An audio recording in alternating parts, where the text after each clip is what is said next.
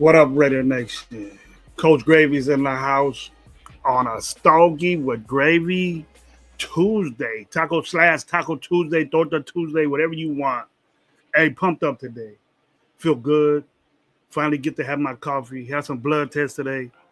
And we're gonna get busy. We're gonna get busy today, talk about some things that I got concerned with my mind, some stuff that I've been hearing, you know, some stuff that I've been hearing about, not real big stuff. I'm not gonna break news or anything like that, but stuff that I concern that has something to do with me. But hey, man, give me the thumbs up if you can hear me and see me correct, and then see if everything's working. What's good? So I'm gonna get to the chat. I got somebody that I want to get on because I got some questions about. He had a show yesterday. I don't want to question his show. He has a wonderful show, and I'm gonna send him a link. Stay right there, my boy. Stay right there, my boy. I'm gonna talk to you. But I just met the guy in Bakersfield. But that's what I wanted to talk about first, man. Bakersfield, personally, me myself, I was on the show Sunday evening, and we had a wonderful, great time. I met a lot of people, and if I forgot who I met, I think I forgot one dude that I thought I didn't see was LV. LV was a great dude, big old boy, man. He's a big boy, and him and his girlfriend or his little wifey, I don't know who that was real sweet. It was sweet meeting him. Chris Ford Raiders, Jack Kenner, him and his tall ass, and Dubs, and all those people, man. I can't say, thank you enough for really asking me. How was I doing? They knew the situation that I was in with my transplant, and they're wishing me good health and things like that, man. That was real special.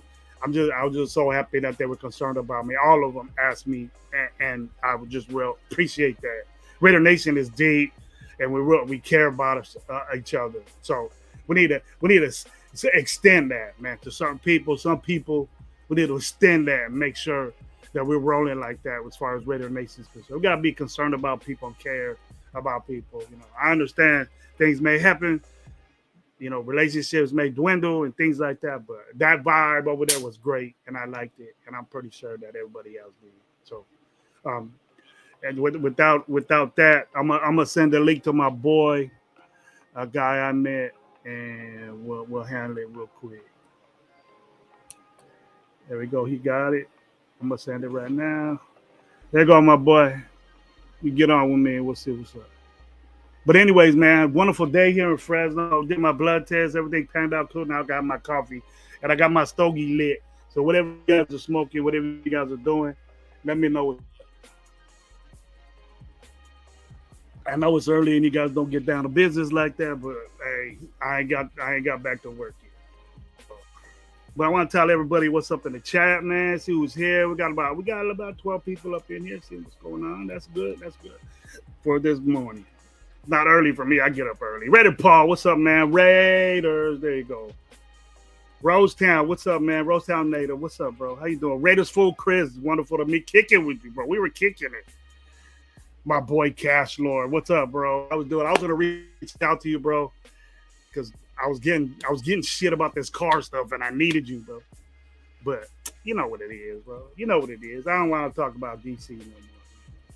What up with my boy Jers, man? I've been watching you on your podcast, bro. You guys are getting hilarious, bro. You guys are getting hilarious, so it's fun, bro. I enjoy watching it.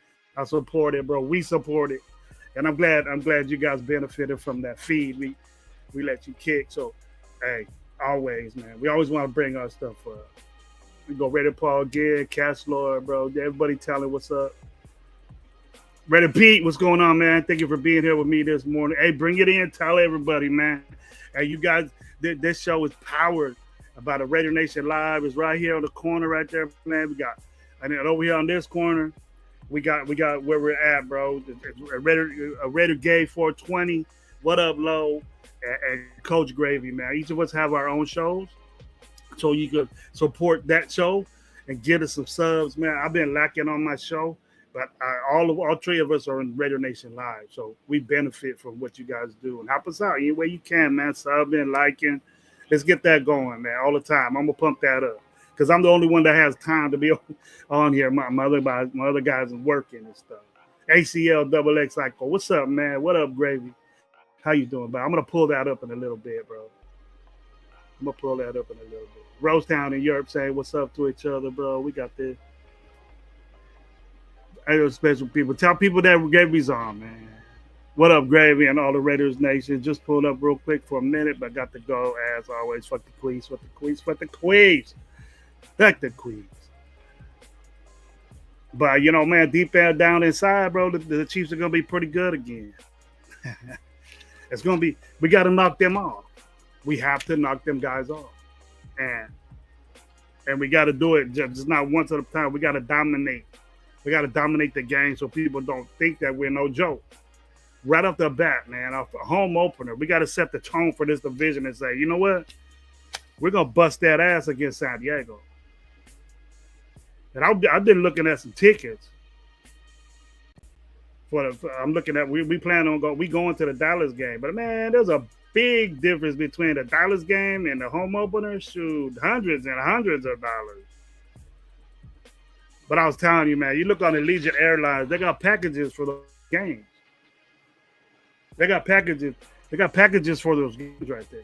And then if you look at it, and they're real beneficial, you know, you got to look at the price. You're gonna say, wow, you know, but for a ticket, room, 2-day minimum room.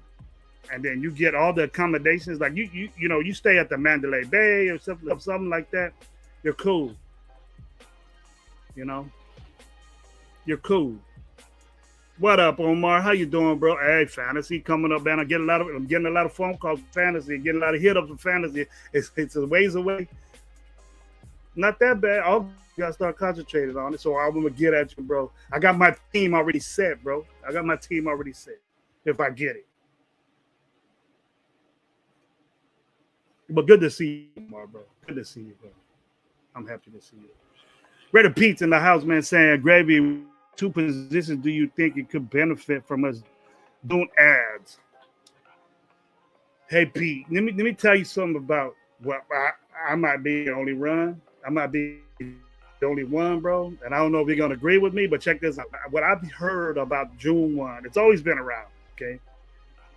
And like June 1st cuts are teams that are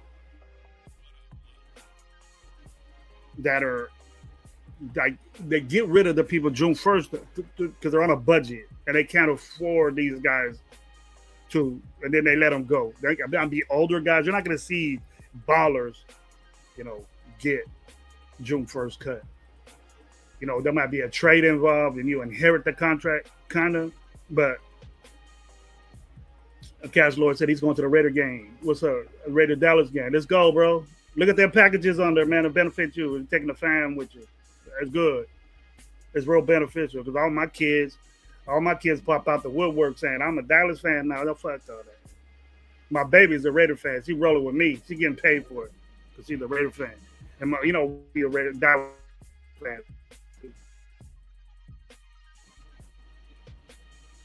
My seed wasn't strong at that area. With me, it's deep.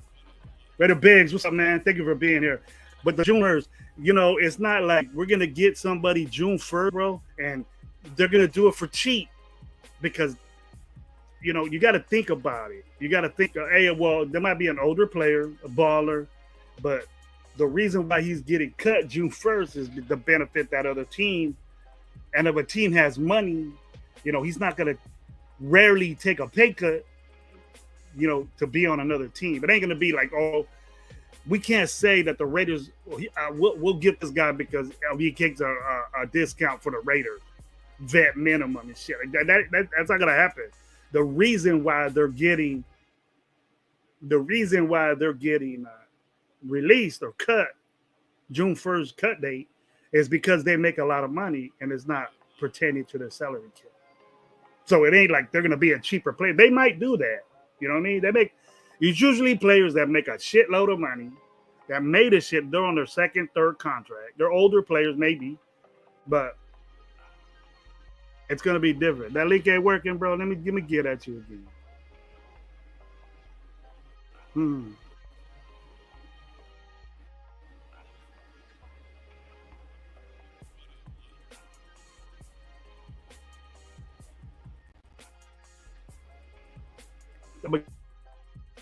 Now, Leo.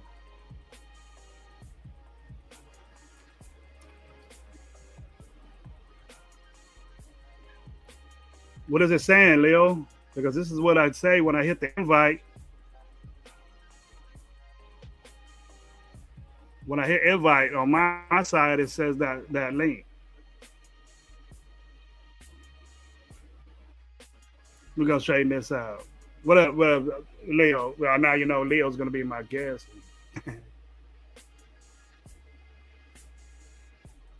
I know how to do that. Well, check it out.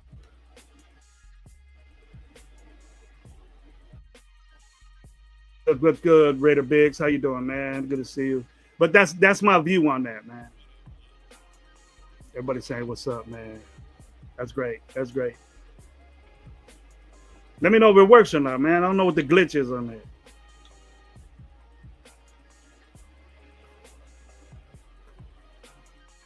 I got to talk about it right now, Leo, because Leo's the guest, so he's going to come on, try to come on. I don't know what's wrong with that link.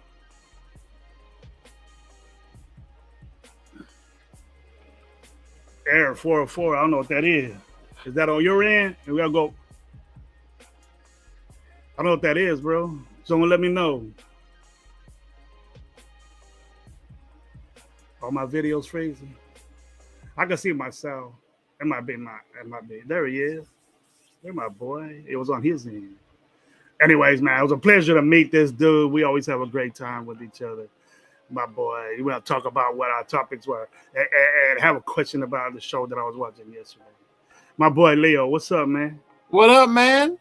How you doing? You straighten that out? Straighten it out, big dog. Straighten it out. It wasn't me, bro. Nah, it's never you, dog. Never. How you doing, man? How's everything? How's everything going since we've seen each other on Saturday? Man, it's cool. It was good seeing you guys, man. I wish I would have had more time to kick it with y'all, but with my homie not going, I had to stay and help my girl do a lot of the stuff. So yeah, it was a pleasure seeing you. You're a big little boy right there, bro.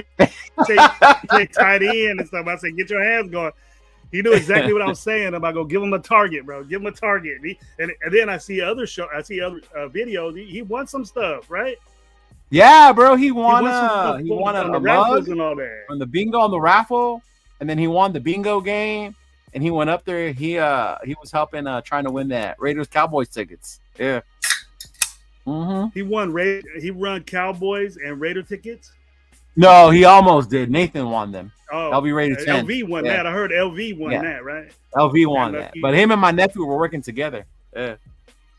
Oh, they're going together then. They're going together. That's what my nephew told him. Hey, you better take me. Yeah, you got that little young lady with him though, but she might be on that. LV had that his little young lady with her. I'm right. Uh-huh.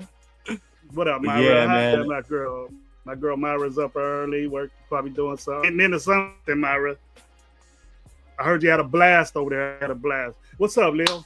Tell me. You guys went home right after that, right? You guys didn't go to no after party? Yeah, we had to drive. It's not that far of a drive, bro, but so with my condition, I started feeling it a little bit. The next day, bro, I was feeling it.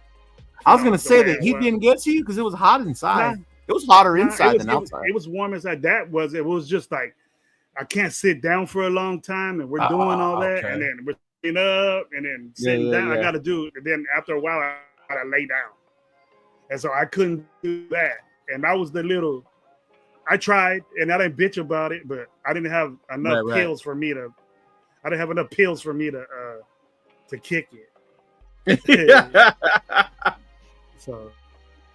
That's what cool, up, though, Thor, man? My boy Thor in the house. Good to see you, man. Thanks for being here with us, bro. Thanks for being here with us. It was glad to see y'all chilling like that, man. I saw Myra kicking it with y'all. Y'all was there with the 805 and had a bunch of people come through, and I'm glad you got to do the little podcasting. How was the sound though? Did they get to hear everybody? I bet it was rough. It was rough a little bit in the beginning, but we just had to notch it out. I leave that up to Low, bro. Low knows all. He DJs and shit, and then he figures it all out. I just stay out of his way, bro. If I even try to plug something in or anything like that, he'll say, "Get out of my way." Okay. All right. He'll get it. Hey, what up, Myra out there? AMC Raider, man. What a pleasure to have this special person on my show, bro. You told him. That's the homie. What up, right there, Raider, bro. man? You're doing a great job, man. Big up to you, and the way you're growing, man, is amazing, bro. Big ups to you for that. Yeah, it was too bad he couldn't make it out to Bakersfield. He was trying to, but he couldn't. Yeah, it would have been good to see him out there, play with them a little bit, have a stogie. The stogie game was cool. I didn't get to get with you. I brought you one, but I know, man. You were moving. I was moving around. I was doing the sales, and then taking care of the boy too. The boy, he would get bored. I had to walk him around. I just make it. Your wife and your boy was selling all that stuff. You was out there, man. You weren't doing. I kept telling you that. I go, what are you doing, man? You supposed to be out there helping them out. Oh, and then your wife walks by. I go, why don't you tell him to get to work? Why don't you tell him to get to work? Took a little break. Yeah, but it was cool seeing the nation out there, bro. It was cool meeting Jeremy Chin, though. That was cool seeing Jeremy Chin. Yeah. He's a big boy. He's a big guy. Yeah, a big boy. He's solid. Yeah. It was cool the way they showed him how to do the chant, though, because he didn't know it. He didn't know the chat. He didn't know the Raider chat. Yeah, I remember he didn't know how to say it. Like, he said it like kind of soft. And then Lorenzo was like, nah, bro. I probably was outside. Yeah. I probably was outside, bro. I think you were. Yeah, Lorenzo had to show him how to do it. I think he just said, like, Raider and something like that. And Lorenzo was like, nah, bro. Like, you got to put more bass into that shit. That's not good, bro. Yeah. That's not good in my eyes, bro. Why? He don't know the nation, bro. What's up? Well, that was his first time, bro. I think that was his first time kicking in with the nation like that. So, from what I heard, he had a good time. He loved it. He loved the nation. He was definitely looking forward to doing it again, he said. So, that was cool, man. He had a good time. I mean, it's different. You got to imagine. He played on the Redskins, bro. He came from that team to the Raider Nation. That's a big fucking difference. Mm-hmm. Yeah. I mean, nobody does it the way we do. I think Rosetown's right, bro. What up, Raider Deb? How you doing, sweetie? I think there it is, right there, bro. No, but he got it by the end. By the end, the last chant he did it right. The last one he did it right. Yeah. Mm-hmm. Yeah. I mean, he should have knew he signed his freaking contract, bro. He should have yelled out Raiders and knew how to do that shit when his contract was signed. That's funny I because question Jeremy Chin now, bro. You don't know a lot of us fans think that they should know it, right? Because it's like it's the Raider Nation. How the fuck don't you know? Yeah, I get it though. Yeah, go, man. I thought about that. The ones you clip on, I'm gonna get one of those for the season, bro. Mm-hmm. I'm definitely gonna get one of those. The thing about that though is that if you do a show like we were and you live, bro. Yeah. If you ain't got one of them little cameras, like Jay had and LV had, right? I'll be outside and I'll be outside and I could be talking shit, and then everybody's gonna hear it, unless I put the microphone out. So with me, I'll probably forget. I'll probably forget, bro. You know what I mean? Yeah. I would be bad with them little microphones, bro. Right? I know MC Raider carries one all the time, so I have to be careful what I say when he's on because he's always filming. You don't know when that fool's filming. So you're right. You got to be careful. And what's up, my opinion? What's up, man? How you doing? What up, my opinion? What up, Raider Pete? I was watching your show yesterday. I was watching your show yesterday with all them good, all them good guys on there. Yeah. Shout out to Will, man. I met him up in the Bay. Read it. He's cool. Okay. I don't know who it was, but I love Ascent. I wanted Ascent. We didn't get the value at. You questioned them. We didn't get the value at Ascent at 6. I did. Mm-hmm. And I said, what the hell? Leo's letting that happen? Then I heard your response and I go, all right, Leo's in it. Leo's in it. And then, and to me, the value always depended on who else was left, right? When we got to 6. Right? To me, it was either him. At that point, when we were at 6, he was the only one that made sense to me. Obviously, I wanted my boy and it didn't happen. But he's the one that made the most sense. My boy Shador. Yeah. At 6? Oh, come on, man. I had been saying that. I mean, obviously, it's gone past. That's why I probably wasn't paying attention to what you were saying. But no, yeah, man. And it's crazy because the value is the main part people I think don't get. Because there's people saying that there's a lot of us content creators and Rady fans saying don't take Genty at 6. But it wasn't because we don't think he's good. It's the value of a number 6 pick. That's the thing we were saying, right? Like you want that to be 6-8 year player. Running backs don't last that long, bro. Yeah. And in your mind, it was Shador Sanders. I mean, as a fan, bro. That was me as a fan, not as like a analyst type shit. That was me as a fanboy. If that makes sense. But your analyst type for reals. My analyst was like, "No, I wouldn't know. I would have." Fantasy land, you was in as a analyst. Yes, exactly. So for reals, you didn't want him. Because I wouldn't have been mad, but I would have questioned it. Because then at that point, your 6th pick is gonna sit for a year or 2. Yeah. So now you're really talking about value, right?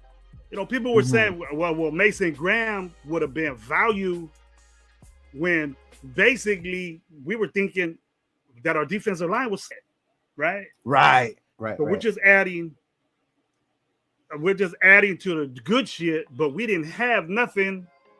We didn't have nothing right there. We're 32nd in rushing. I don't know how many times I gotta say this, but you were saying we was bad at stopping the run. To make people realize, bro, we scored 7 touchdowns, and 2 of them were by quarterbacks. So we scored 5 touchdowns in one season in running game. Right. Last in every category, just about bottom 3. Yeah. So get a running back. It's obvious. You have to. Right. Even I heard on your show, bro, and it was a great show. Real informative. You guys are working good together. Yeah. But it was like the value of getting a linebacker, at that wasn't value. That's not value. The only thing that would have been valuable just the same as Genty would have been an offensive lineman to me. Yeah. Offensive lineman, or to me, even the fact that Will Johnson fell based on the injury, because the corner would have been good to me, right? Because that value of Will Johnson, because you brought up the injury, so you were informed with that. You brought up the injury. You kind of stopped them a little bit. And he stopped them, yeah. Well, yeah. And I said, yeah, Leo's getting busy, and then, yeah. I mean, you look about Denver picked a corner, right? And they have PS2, so that just shows you like what having a secondary can do to a team, right? How quick you can turn that shit around with a good defense. Yeah, I wanted Graham, don't get me wrong, but you should talk to 805, bro. He had a big old talk with me before the draft about why not to get Graham, about his concerns about Mason Graham. That fool basically talked me out of wanting Mason Graham. that day. Hmm? Yeah. What did he talk you into? Because I was talking to 805 about the same thing. He didn't talk me into it, but he was had me really think about if Graham was gonna be the dude I thought he was gonna be. Yeah. Yeah. Mhm. He's lighting the ass. He has to get bigger to be in this game because he's going to be hitting against 300-something pound linemen. You know what I mean? Yeah, I heard he was already I don't gassed think- out too at some of the practices, right? Throwing up and shit, like not in shape. That's not That's a good. learning process. I'm sure a bunch of rookies. It's different, bro. It's different. Mhm. And then that's why I'm so like not pissed off, but I'm kind of like, wow, man, all these expectations for Genty. He has to get 1,600 yards or he's not the value that we need. You know, but I said, you know what? If the dude gets, I even said it, dude, Sunday. If I said if Genty gets close, 900 yards, 800 yards, but he gets like 50 touchdowns or 12 touchdowns, I'll be cool with that. You'd be It's cool with not that? about rushing yards, bro. It's not. That's good. Everybody thinks that rushing yards could be a fantasy thing, but what do you make more points on, Leo, in fantasy, bro? Oh man, Touchdowns, Shoot. right? Touchdowns, bro. right? Touchdowns. Yeah. And that pretend you score. You don't win nothing when you're getting a 120 yards. You could get 120 yards in the game and still lose the game. Right. But if you score two, 3 touchdowns in a game, and you're gonna probably win the game. That means your running game is gone when you're scoring touchdowns. But it works in both ways. And I go, the guy scores touchdowns, he can't get tackled. The obvious choice is to freaking pick the guy.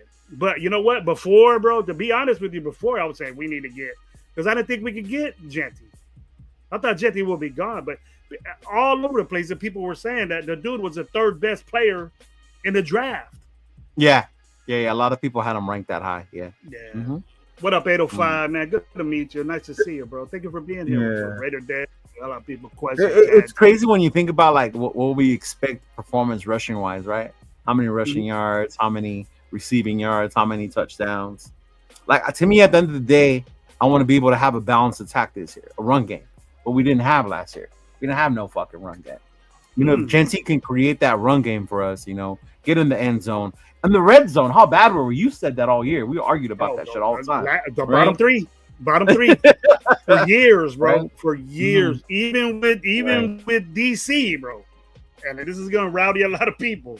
Even with that dude, we were bad in the red zone. You know, the only time we were good in the red zone is when we had a guy like Crabtree. Crabtree was a red zone. Mm-hmm. Adams was a red zone guy. Guys like that. And then who did we pick second round? Guys like a guy like that, bro. Crabtree. I mimic best. Everybody's saying a white guy. You know what I mean? He's a white Crabtree. He's strong. His hands are strong. Oh, you think he's like Crab? Crab was fucking good. Just watch it. Yeah. Crabtree was a real good route runner. He wasn't super fast. No. But I say he's like a white dude. Clean. Crab had one of the best route running trees, bro, you would see in the league. Yeah. Mm-hmm. That was the thing that he had. So was Devontae. Devontae route running, his first step was amazing. Mm-hmm. And that's how he got you. You know, that's how he got you. He worked on that so much. And he made other players be like that. And so that's what I see Best is. And I think, you know, since we're talking about the draft, I think that Best is going to be our slot right off the bat, bro. Yeah, a lot of people have him end up being a starter, right? Mm-hmm. Mm-hmm. They end up being a starter. How do you feel about that? How do you feel? You know what? When we picked him, I wasn't too happy. Maybe because I wanted a corner at that point or something like that. But the more I learned about him, the more I see. I guess the first thing that came on my mind, that's the kid from the story. Like about his brother. That's a cool story. Like I get it. It was a nice story, this and that. But like, is he the type of receiver we needed? Like I wanted to do with size. You know, I wanted a fucking monster. But then when you see that he's got those hands, he doesn't drop the ball, you know, the type of receiver that he's going to be. And then when we drafted the next receiver, I saw what they were trying to do with our receiving core. Because we were small, bro. We were small in the ass in wide receiving role. So the fact that they addressed that in the draft made me feel so much better. And then I am excited for him now with our second round pick. I mean, and the fact that we traded down, you know, and added those other picks to it, I think makes it even better. the way we were still able to land him and then get those O linemen and the other players that we got. Mm-hmm. My opinion. What's up, man? How you doing? Oh yeah, my boy D Menace. What's up, man? How Hey, you what doing? up, D-Man? Man, I didn't see you in Bakersfield, dog. I thought he was gonna come out. He always makes it to the Yeah, I events. hit him up, man. I check in with Yeah? everybody that's good with me, man. I check if Yeah, D Menace yeah. is a solid dude. You probably met D Menace at a game or two, huh? Oh, I've met him numerous times, bro. Yeah. We've smoked at games, at events. That's my At the dude, Alley dude. Takeover, he brought me a beer, dog. You saw I couldn't leave the booth. Oh, he brought you a beer. He don't bring me brought me a beer. He beer. brings me something else. Yeah, he brings other stuff too. Yeah. Yeah, bro. He's the go-to Yeah, man. he's 100. D bro. Menace, what's up, man? Good to see you in the chat, bro. I'm glad you're doing things and you just take care of everything, bro. Let's go. Let's see each other at the games or something like that. Keep it pushing, bro. That's what I always tell him. Yeah. 1,200 yards and 8 touchdowns for Tracy Jr. He likes. I think he meant Genty. It probably autocorrect. I don't think Genty's not a junior. Yeah, what does it mean, Tracy Jr.? For real, Tracy Jr. What up, Red Ryan? D Menace again. Cash Lord, what's up, my Fresno partner? Thank you. He's being a moderator today too. He's not that busy. Raider Deb again. But yeah, man, I appreciated you backing up the philosophy. It's not my philosophy, but Right. backing up that the value of Genty wasn't important. You know, I guess that gentleman on your show wanted to go a different way. He wanted to trade down. I heard that a lot, Leo. A lot of people wanted to trade down. But Yeah. to me, you got to look at this guy's production, Leo, that the guy did something that nobody has ever done in football, bro. He did a lot of shit that nobody has done, you know. And he's on our team now, and I'm glad, but there's still people out there saying, man, we messed up. He ain't going to do shit, and I don't like hearing that. Right. Before he even gets busy, bro, we're already doing that downplaying. We should have got this. We're going to say that, Leo. A lot of people are going to say that. We should have did this. Because he might start off rocky. Right. You know? He might start off rocky, but I think that's we the other got him. part too. It's like it's one or the other. Either he's going to be shitty, or then there's people that are already making him rookie of the year. Like, bro, he's a rookie. Like, let him get a few games in. Let him get some NFL contact. You know, see if he's going to be able to break tackles the way he did in college. Let him adjust to the speed of the game, and then we'll see. You know what he's going to be. Yeah. Mm-hmm. that's a good. I see Rock is in there. Welcome, Rock. How you doing, brother? He goes, Yeah. that's a good And way I think to that's look the at part it. people get twisted when we say that about Genty. They think that we don't like. It's not I don't like him. It's just it goes back to what you say about the value. You know, The I value, understand what he did in college. I understand the running back. that he But was. what value is a number 6 pick when he was by everybody, The third best everybody, player in the draft. Yeah, the third best player overall in the draft. I mean, we did that last year. Brock Bowers was considered one of the top best players in the draft, and he fell to us in the fucking 13. Was it 13? Yeah. And you know what, bro? The people that were content creators saying, "Oh, we messed up getting Bowers." I know who they are, but I when we took Bowers, when we got Bowers, bro, because it was a big thing because we already had Michael Mayer, and then why are we doing this and all that, bro? That dude was special, bro. They ain't gonna be a tight end like that. If you watch college football, you knew who the fuck Brock Bowers was, bro. And he did this shit when he was a freshman, bro. A tight end. He was a freshman doing that shit, bro. Yeah, Brock Bowers had been balling in Georgia for fucking the minute. There ain't nobody like that. There ain't nobody like that. So we got two of them that did shit that no one's done. And Brock Bowers did. It didn't look like Brock Bowers played better in the pros with higher skilled level than he did in college. He was doing shit. Oh yeah, he didn't lose a step. Yeah, yeah. And you saw that whenever he touched the ball, and even the way the Raiders were able to use him, which makes me excited, bro. About like when you see Chip Kelly coming in here now instead of that asshole we had last year at coordinator. Like now, Chip I think can be able to use these guys to their best ability. And hey, bro, don't talk about Norv Turner like that, bro. Don't talk about not Norv, the one before him, bro. Oh, okay. I ain't gonna let nobody talk about Norv Turner, man, on my show, bro. Why you got so much love for Norv, man? He ain't been like we had the best. 90s. Look back when Norv Turner was coaching the Raiders. We had the best running game in football. Oh, okay. You going to when he coached the Raiders? Every time Norv Turner was involved in something, he led the league in rushing. And what I know happened? he's the What one that happened led to Sincere McCormick? Since Sincere McCormick popped out when Norv Turner was involved. Yeah. No, in the once the running Turners took over, it was way different. Yeah. game. I would say Norv Turner. I really wouldn't say his son, but I think Norv Turner really guided him in the right direction because he wasn't ready, bro. He was a quarterback coach, you know. And then when you really structure it, you're not involved in a running game really. You're probably the mash and the handoffs and what you got to do with footwork and stuff. But he was working with Minshew and O'Connell, bro. And O'Connell. Yeah. So, And Ritter, forget Ritter. I don't want to. That just makes me depressed, bro. When you say that. What up, Chris? That's your boy, Chris. What up, Chris? I don't know. I'm pretty sure Chris knows already, but he was a subject. Chris wasn't even there, bro, but he was a topic of every content creator in Bakersfield. That was weird to me. I go, Chris ain't even here. Leave him alone. It was fun. It was funny, bro. There's a lot of pictures that ain't you that they said. There was a dude walking around. You see, remember that? Did you see that? I said, if he comes around me one more time, I'm gonna take a picture, and I'm sure somebody did. I don't know if you've seen that already. Yeah. Let me know if you've seen them. Yeah, there was a couple people. There was one that looked like Chris. There was one that looked like Jay. Chris was a hot topic. I don't know if you're watching our show, but Myra put. I don't want to say, but Myra put a picture of Chris on our camera like this. It was Chris. Not the B-More one. Huh? The one in Baltimore? He was all chest naked. Ah, man, no, she didn't put my boy out there like that. Your boy's out there like that, bro. But I know Chris has a sense of humor, man. Those are supposed to stay in the chat, bro.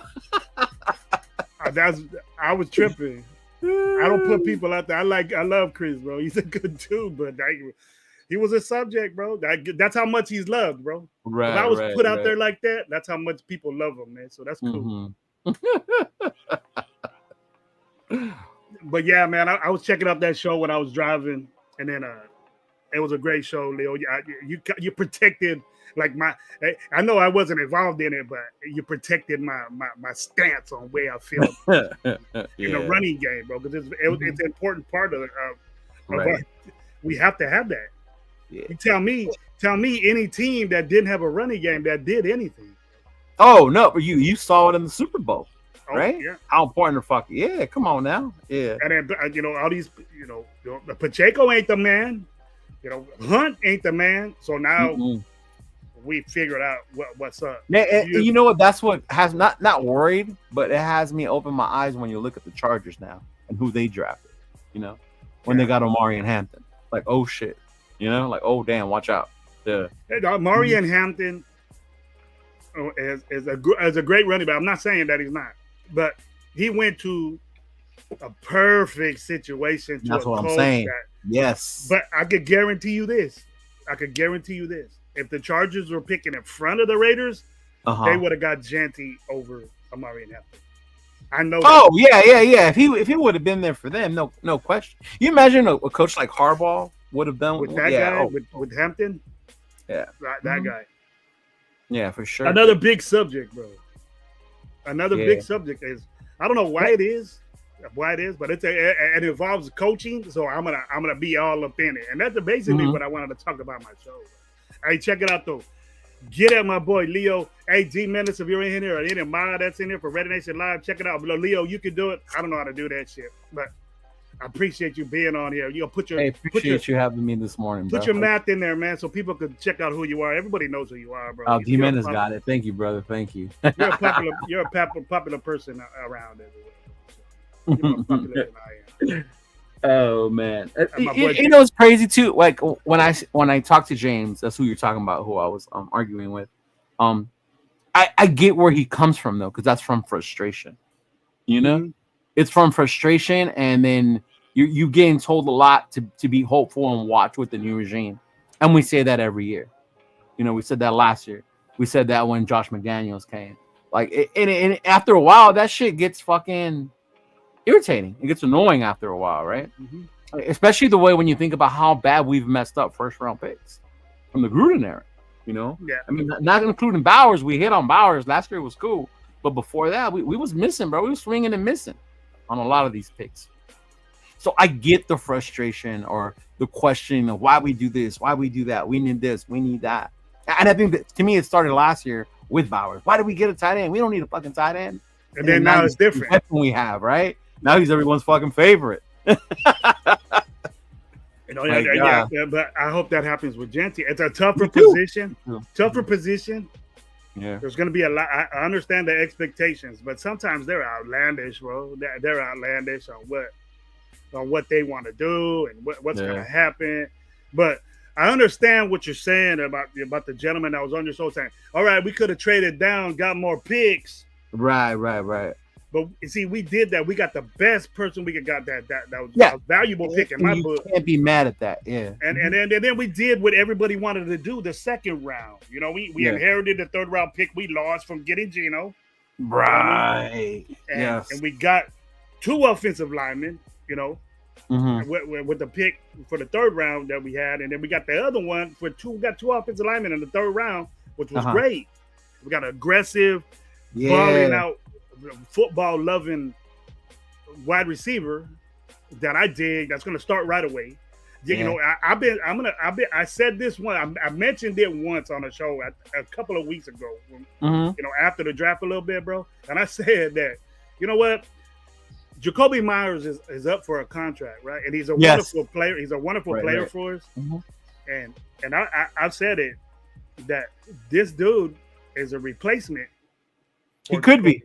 He's a replacement for Jacoby Myers. That's why I think that we got replacements for the guys that are in contracts right now. Besh, look at. Don't drop the football. You know, Jacoby Myers never drops a football. He's money when he catches it. Good route running. He's not burner. And then you got Miller, and then we got the guy Grant. That's a balling ass zone read, you know, RPO type, you know, tackle that could be with Miller. So I'm expecting maybe 1-year contract for both these guys. You know, 1-year contract for Miller and a 1-year contract for Jacoby. Right. As much as we love him, as much as we love them, we fall in love with players. You know that, right? All the time, bro. We're Raider fans. Yeah, we're Raider fans. I understand it, but sometimes it gets really, really out of hand. Right. And you know what? You shouldn't be mad. Say a lot of people will get mad if we don't re-sign Jacoby, right? And because we replace him with the rookie. But you got to think of it team-wise, how much money you save doing that. You think about how much receivers are making nowadays, right? You're talking about saving 25, 30 mil that you can invest in another position, right? A linebacker. We're all crying for linebackers, right? Or even a fucking O-line. You know, solidify that inside shit. But like, they don't want to hear that because no, we love Jacoby. We can't let him go. Nobody loves a linebacker on our team. We love Spillane. Right? We love Spillane, and he's gone. You know. Right. So Trayvon, I understand because to me, 50 mil was crazy. How much Carolina gave that dude, right? Morig, yeah. But see, I had a different view of Morig from the get, bro. I didn't think he was balling out. I didn't think that. Me either. Not 50 mil balling out. Being a second round pick, bro, and the way I view picks is that, you know, first, second, third round, you got to be in the game playing. You got to be productive in the game. You got to be out there. Havoc, creating turnovers. If there's a problem with the offensive line, boom, get in there. You're right there. First, second, third round. Man. Yeah. You know, fourth round, development starts. You're not big enough. You know, you just need a little bit of work. You know, then fifth and sixth and seventh, you start. All right, you're gonna develop into a backup role, or you're gonna start. You know, right? I don't give no shit to 7th round picks or free agents, you know, free agents that are out there. I don't. If you do that, like Pal Mal, I'll give him love, dude, because he busted. Oh yeah, because you worked your way to that position. He busted his ass to do that, and that's hard to do in the NFL. Yeah, that's hard to do. That's just the coaching in me. I know how much it takes for you to be a free agent, not picked, and then move up all the way to a starting role. Pal Mal deserves that credit. And I ain't never gonna knock them for that. You know what I mean? Yeah. Or like even when people expect you get drafted 6th, 7th round, like you should be producing. I think it's like how you said at that point, you're a project, right? There's things you need to work on in order to make this. You need a little bit of work. You gotta work in order to make this team. But it goes from the 4th and 5th round a little bit to Little. all right, Right. we're gonna develop you into this and the 6 and Uh-huh. 7, like that. Yeah. But if you're a 4th round pick and you're an offensive lineman, you just need a little bit of fine tuning up. Because there's a lot of offensive linemen out there, Leo, that are starting for teams that are 4th round picks, 5th round picks. They just needed that extra coaching. NFL type coach is different. Mhm. It's way different in the NFL than it is. They don't got the time, to be, coaching you up. You just gotta get it. Yeah. And the faster you don't get it, they'll get rid of you, bro. Somebody else is gonna take your job. Who was it? I think it was it Kuntz or JPJ? Somebody was with Max, and they were talking about that, like what a difference is when you come to the NFL, right? It's kind of like, I think it was Kuntz, how they'll have like a certain a workout routine for everyone that's the same. He's like, but when you come to the NFL, you're a grown ass man. Like, you need to make sure you do your program. You got to do it. You You're not do getting this babysitted no more, bro. Yeah, you're not exactly. You're You're not not being babysitted anymore. Yeah. And I He think was a that's where they baller. were talking. That's when I thought they were throwing shots at Tyree, because they said like the ones that are willing to do the work and listen are the ones that develop. There's some fools that will continue to do things the same way, Same and way. they don't. And they were talking about the D line, and I was like, man, this was talking about Tyree Wilson. They are.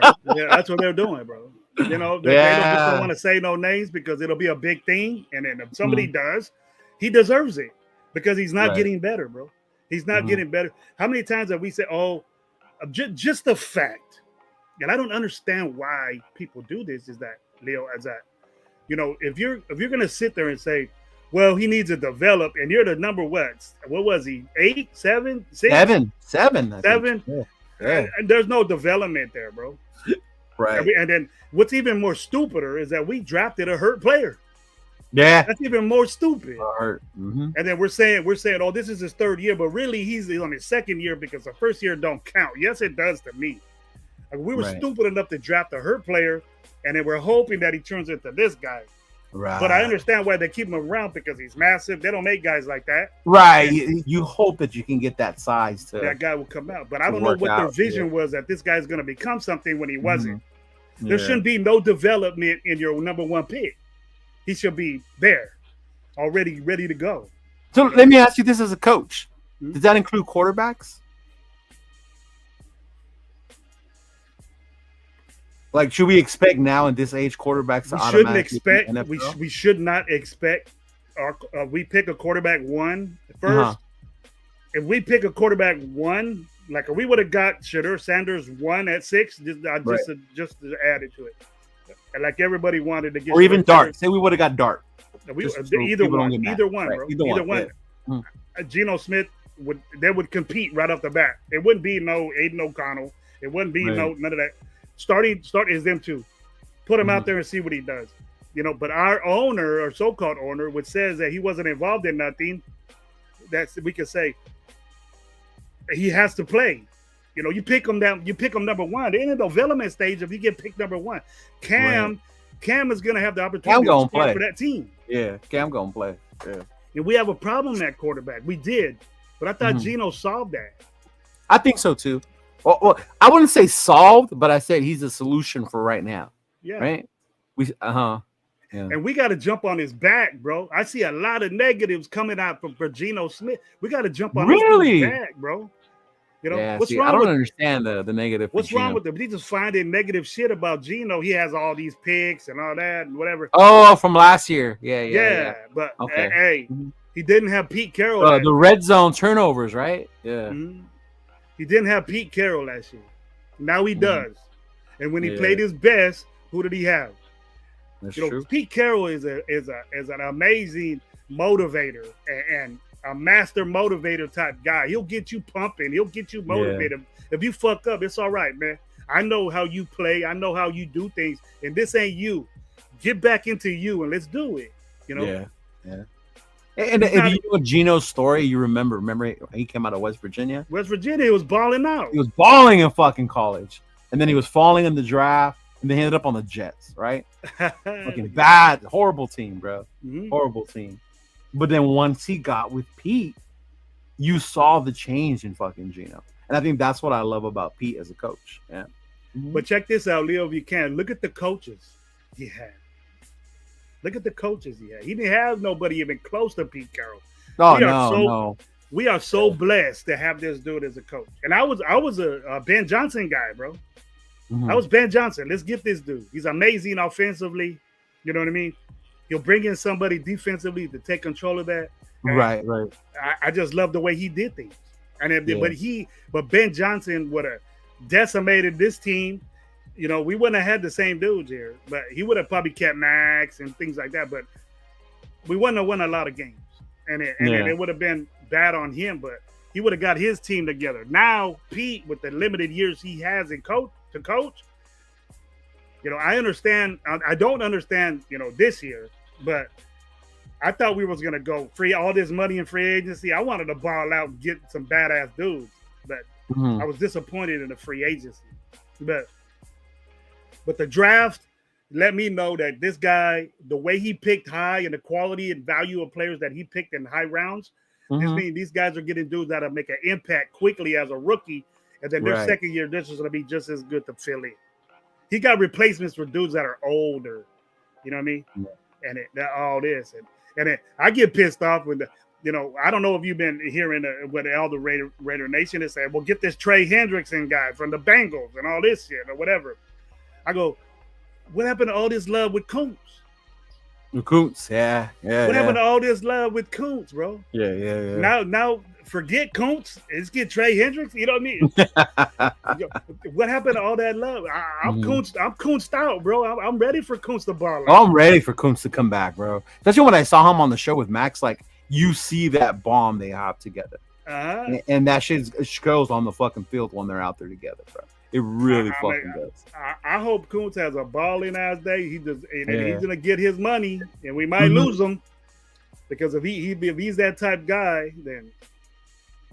Well, when we re-signed him, we gave him what 3 year deal right now recently. The one he just got 1 year deal, prove it deal. You're right, 1 year prove it deal. It was a deservingly so prove it deal. You know. Well, yeah, because you're coming off of that injury, you got to make sure he's good. Yeah, and then you got 8 games of productivity. That's it.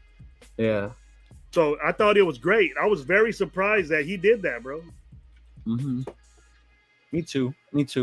Yeah, I mean that part was crazy to me. Now everyone seems to be wanting to jump off the bridge because of Wilkins. You know, is he gonna play? How hurt is he?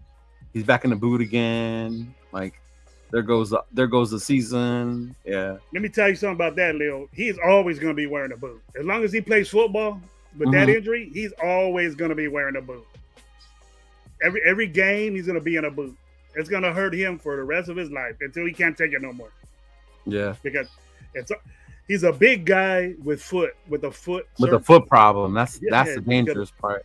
You know, you 300 pounds and you got that little bone. It wasn't a Liz Frank. It was what they say it is.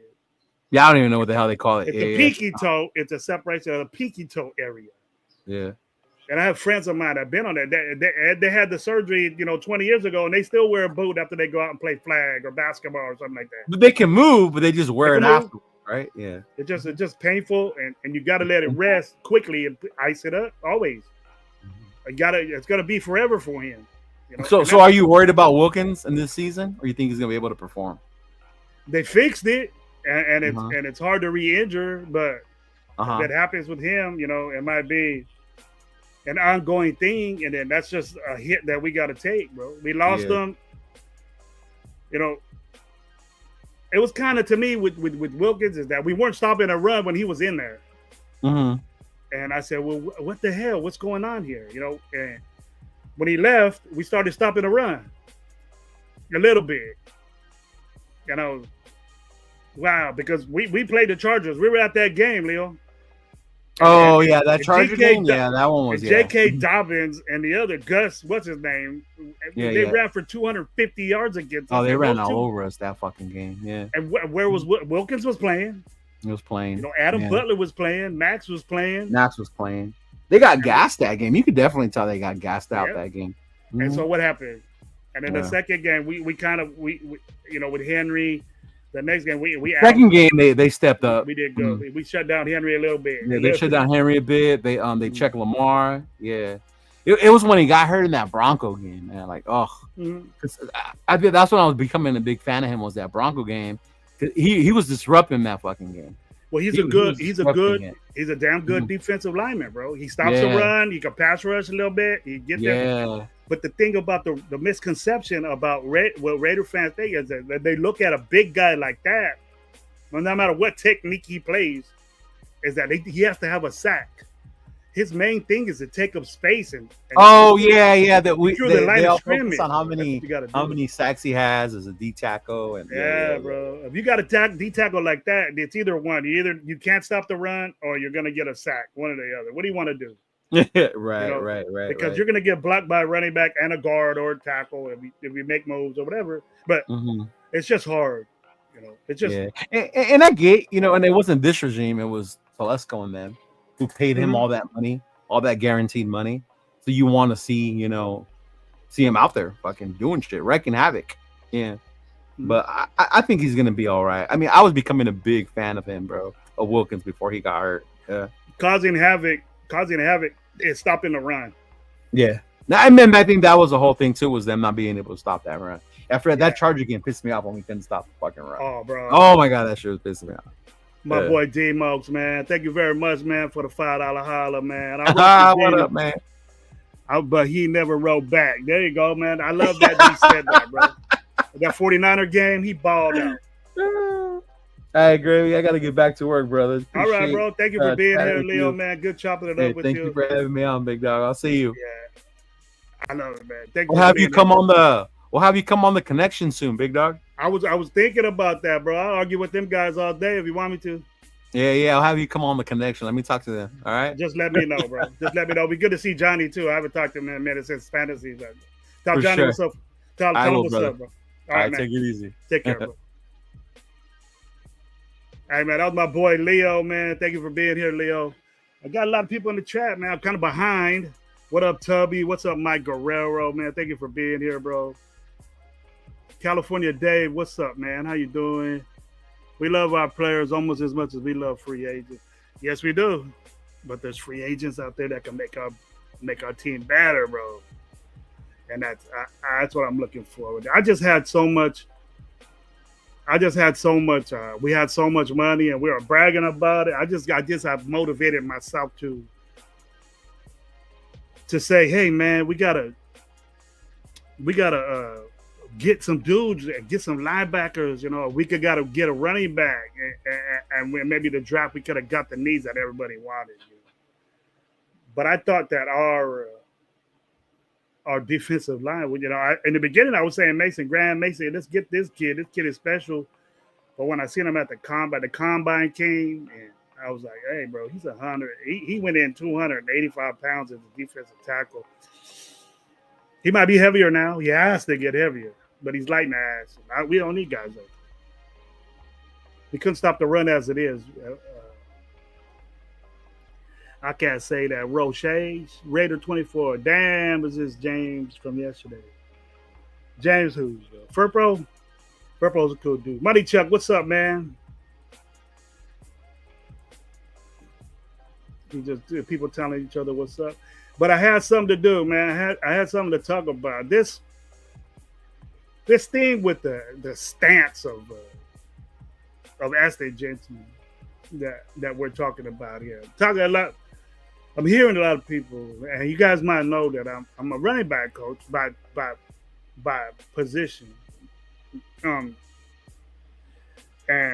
when I see a kid standing straight up like that, and then we've all heard that what Chip Kelly told Aston Jensen, well, the basketball type thing that he was saying. I'm gonna run through the chat. Matt Marinovich, what's up, man? How you doing? Warshack, all right. Warshack Raider, what's up, man? Sorry about that. Thank you for beating that. Yes, he can, Matt. Yes, he can. He's been a DB coach by trade. But getting back on this stance thing, it's important how you stand when you're a running back. His stance when he was at Boise State was that And he was all out balling, and then he could make up for that standing up like that because you know everybody knew he was going to get the football. There wasn't no, but his explosion and the way that he could do things when he was in college, he ain't gonna be able to do that in the pros, and we all know that. So you got to make adjustments, and you go say, hey, Gibbs stands that way now. Gibbs is decorated already as balling out. So I guess his offensive coordinator, I guess Ben Johnson said, well, do what you do. And if it ain't broke, don't fix it. Okay. But Gibbs, with that, has the explosion that in the pros that it can happen. And that's why he was picked as a number one pick for them. They had Montgomery. They didn't have to get Gibbs. And it doesn't matter if you stand straight up and you're not really a big guy. Your explosion or just standing right there. There's footwork that you got to do when you're a running back to disguise the linebackers or the defensive front. You got to do things, move your feet around. But if you're standing there, how quickly can you do that? You can't do it that fast. So when you're low a little bit, bend your knees a little bit, and the vision of the linebackers, the defensive linemen, they really can't see you. So, and then your explosion of your footwork, your explosion of your feet, you're on the balls of your feet. How could you be on the balls of your feet when you're standing straight up? You can't explode.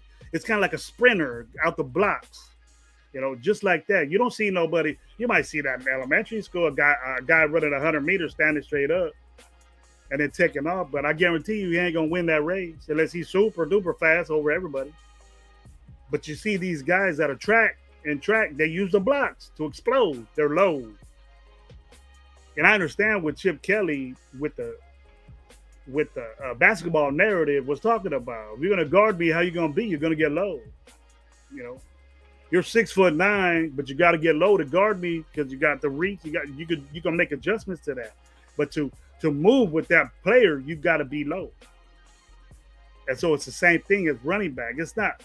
It's the same thing as a running back to explode. You're on the balls of your feet when you're in that stance, and you can explode your first step. And you got to hit. You got to be there quick.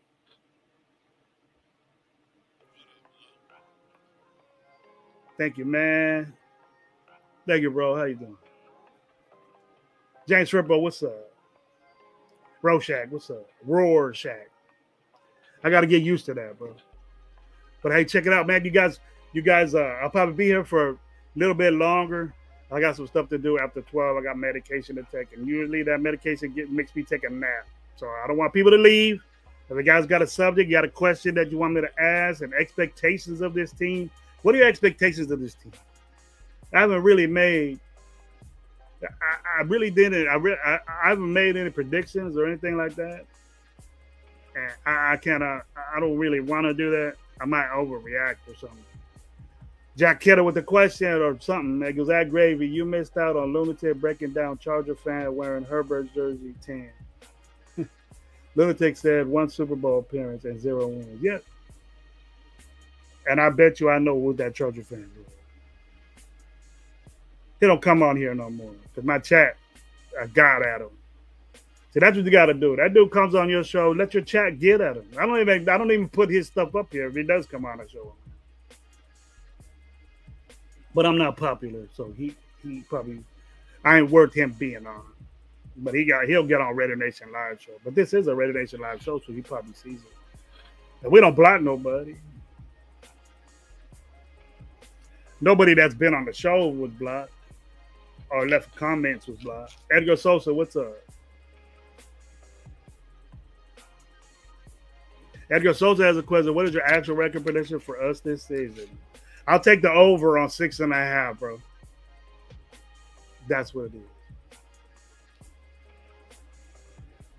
What's up, my bro? Chris for Raiders, man. What's up, bro? How you doing? Pleasure to meet you, bro. Pleasure to have a stogie with you, chop it up for you, talk football, man. It was a blessing. It was a blessing. I remember that, bro. I cherish those moments, bro. I cherish those moments. Being with you and Jack and Dub Raider and all of us smoking out there was talk football, man. Different views, and we all got along, and it was special. We do that all the time.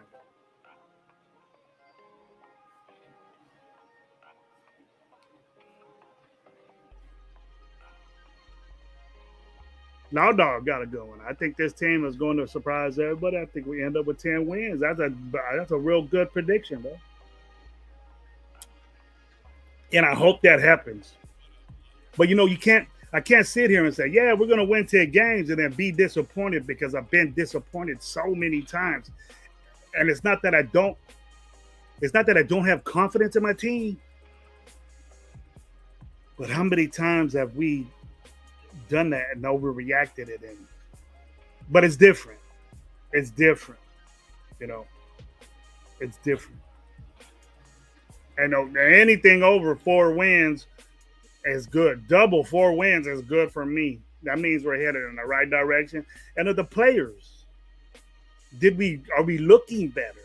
I don't know if you guys know this, but I remember we lost 10 games in a row. We didn't win a division game. So right off the bat, and I've been saying this, right off the bat, we got to win at least half of our division games. We got to split. Now, I don't care where it's at. Bueno, what's up? Mr. Husky, what's up, man? How you doing? Thank you for being here on the Coach Gravy Show.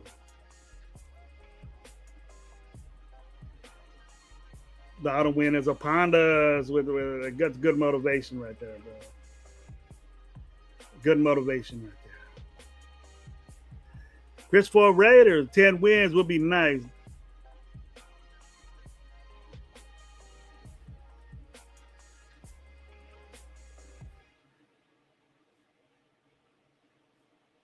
Chat is going quick. 40 people up in the mix, man. Come on, I only got 3 likes. What's up? You guys don't like what I'm talking about? Hit the like button, man. Hit the like button. I really don't say that much because I don't see it, but it looks like they're putting it in there. If you like what you're hearing, sub to Coach Gravy Show, sub to Raider Game 420, and What Up, Low, man. Those are my boys. We got a show, Raider Nation Live. We're all connected to that show, and we get everything about it. If you guys like watching that, I think we're gonna be on tonight. I talked to Low this morning, and I think we're gonna be on tonight. So hit those likes, man. See what's up.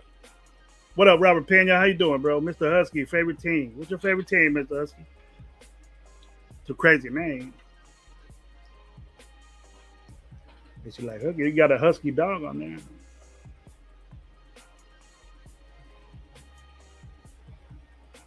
Yeah, like your boy up. If you like what you're hearing, man. You like what I'm spitting to you? Stay on, rock it. Everybody telling everybody what's up, man. I dig that. All you guys are family around here. Renee July got family. D Menace, my mom. Great to see your name, D Menace.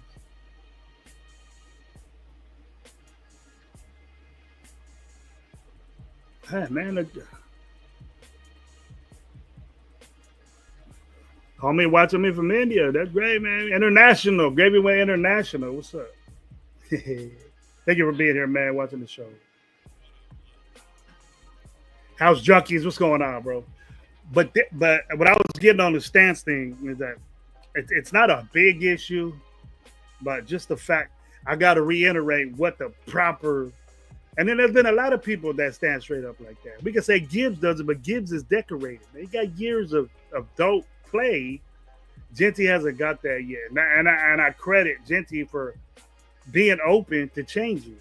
And it's not if it ain't broke, don't fix it type thing. It ain't. It's just stand straight up and get the football. And I was telling Lo this because maybe he didn't understand how the game is and what I teach like that. But stand straight up and get the football at the line of scrimmage and see what happens to you. That's all that I gotta say. If you're around football and your kid plays running back or he's a tailback or anything like that, he'll make they'll blow you up, bro. And I think your sternum will be blown up. and you'll probably lose the football. And running back coaches hate that. It does. And when you get low, it does make you smaller, Chris. And you're gonna be that way. You're gonna be that way either way when you get the football. You don't stand straight up. You don't make yourself visible like that when you get the football. When you do the mesh, you don't do that. That's what that's called. Quarterback to running back. When he puts it in your bucket, it's called a mesh. And then there's a formation, a pattern that's called a mesh too, but it's a certain offense. The air raid offense is called mesh when the receivers go. But you guys don't need to get into that stuff. But it's just a standard that running backs do. But if you're good at doing something and you keep doing it, and then the offensive coordinator or the running back coach doesn't really say anything about it, then. But this is the offensive coordinator telling him, "Hey, you need to change it." So to me, that's a big deal. If your running back coach is doing it, he probably told his running back, "Oh, I'm going to do what I'm going to do." But then the offensive coordinator, and Chip Kelly's telling him, then it has to happen. It's going to happen. But they're not going to get rid of him, or they're not going to do things like that. It's just going to be frowned on a little bit. And if he does realize that, hey, you have to do it like this because this is the way the offense, you got to be not visible, even though you're a small guy, it's not going to be that way. But I think maybe Gibbs is not that big of a guy either. Actually, I think that Janty might be a little bit heavier than him. But all in all, he's going to ball out, no matter if I just think he's a rookie. He should go by what? I think that he should be. He should just go by the standard and listen to his coaches, and it'll benefit him. It'll benefit him more. That's a good point too, Gravy. That have steadfaster, proper stance will protect Genty from getting blown up and hurt. The pros is faster and more savvy. Genty may need to change. Exactly. Well, exactly. Chris Full Raiders, man. What's up, bro? How you doing? Gravy, you think that we can develop Cam Miller or we'll have to draft a quarterback next year? Bro, good question. Good question. House Junkies, what's up, man? He has a question too. What's up to my boy? Pleasure meeting this guy, Cigar Savant. My boy Dub Raider, man. How you doing, bro? Good to see you in here with me, man, supporting my show. It's good to see you, bro. Look forward to getting with you. I talked to Lois. We were talking to Lois that we have a next show to get you on there, man. We got to figure out your schedule, though. Here we go, Loud Dog. Explosion always isn't the best. Sometimes you got to read the block.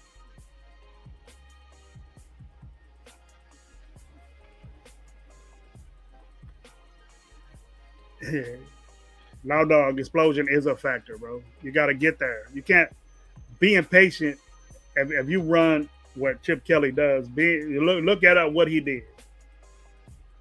Fast, explosion, getting through the line of scrimmage quick. And then, always like the difference between a zone read and an RPO is different. And Chip Kelly runs both of them. So as soon as that, you can't be standing straight up when that hole opens up. That's explosion. You're slower when you're standing straight up. And then being patient is, like Bell, like Bell type stuff, where his offensive line wasn't moving. His offensive line was a strong pushback type mode. And then the whole whatever he would get there. He was just patient, waiting for his offensive line to open up. And football ain't that way no more. It's not. Everything is fast. Defensive tackles are fast. A safety will get her. Safety will get there. One of these little big guys that we have at corner now. We're changing the way football's approaching corners. I think we got the biggest corners or the biggest secondary. JB is our smallest guy. This guy we got Porter is a big kid. He's huge. We seen Chin in Bakersfield. He's big. That dude was the year before. The year before that, what Diablo was there, and I still right next to Diablo. Chin is bigger than Diablo. In my originally, and this guy's a safety. Diablo was a safety, getting bigger to be a linebacker. So he got bigger, and Chin was bigger than him already. That's a massive dude, man. That's a massive guy right there. And our corners are that way. Our safeties are that way. So they ain't gonna hit. These corners are gonna go up and hit you. So I dig that.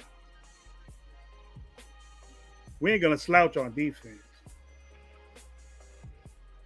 Jack Kenner's a taller dude. I was tripping out that he was tall. I'm not that short, but Jack's taller than me. I agree with you. It will be harder for them to see him. He's a crack daylight, he gone. Yeah, exposure is very important. You're sitting there bouncing around. If you're a little dude, that might work out. But nowadays, as much as zone is being used, you got to get there. You got to get there fast. Why take the time to wait when you can? Why take the time being patient when the hole will be there? Just got to wait.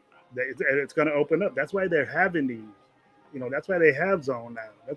That's why our offensive linemen are moving. It's going to happen quickly. So get there. That's why, I've always said I'm an older guy, but I ain't old school football. I've adapted. And then that's why we got to be adapted to what we're doing now.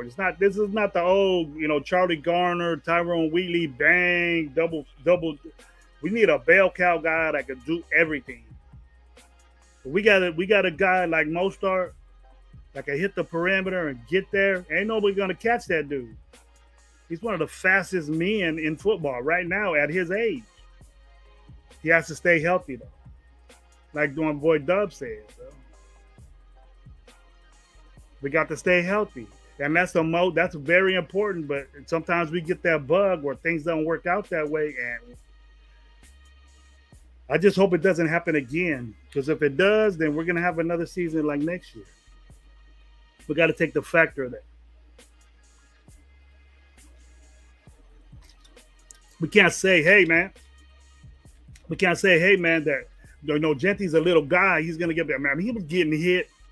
The dude was getting the ball 32, 30-something times. I don't think there was a game that he got less than 20 because they be blowing out teams, and he was their whole offense. As much as he got used, who are we to say he gets banged up? How long is he going to last in the NFL getting hit like that, dog? That doesn't look like he had a problem in college. But it's different. But I have no question that he can hang in the college.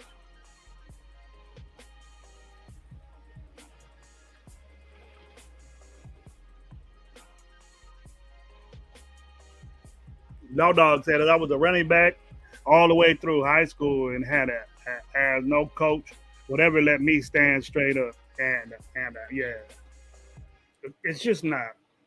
You just look at the inertia of it and the explosion.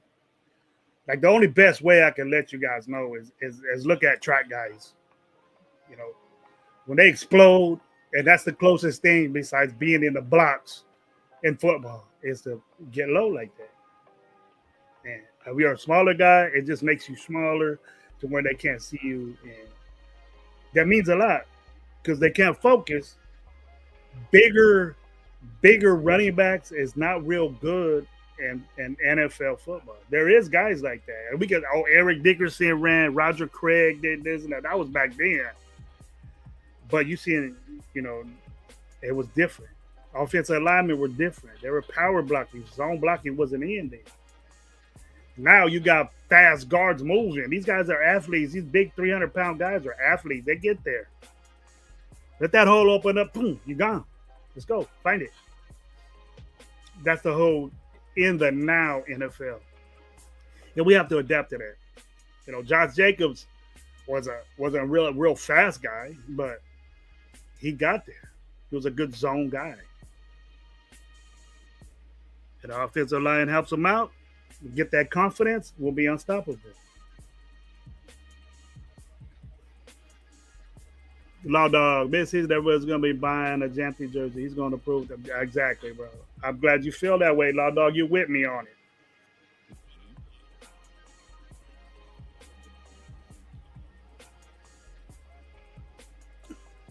But the thing is, Chris, is that Janty's not. Janty does more than Lynch, though. I don't expect Lynch to be over there going heads up with everybody. You know, that's not the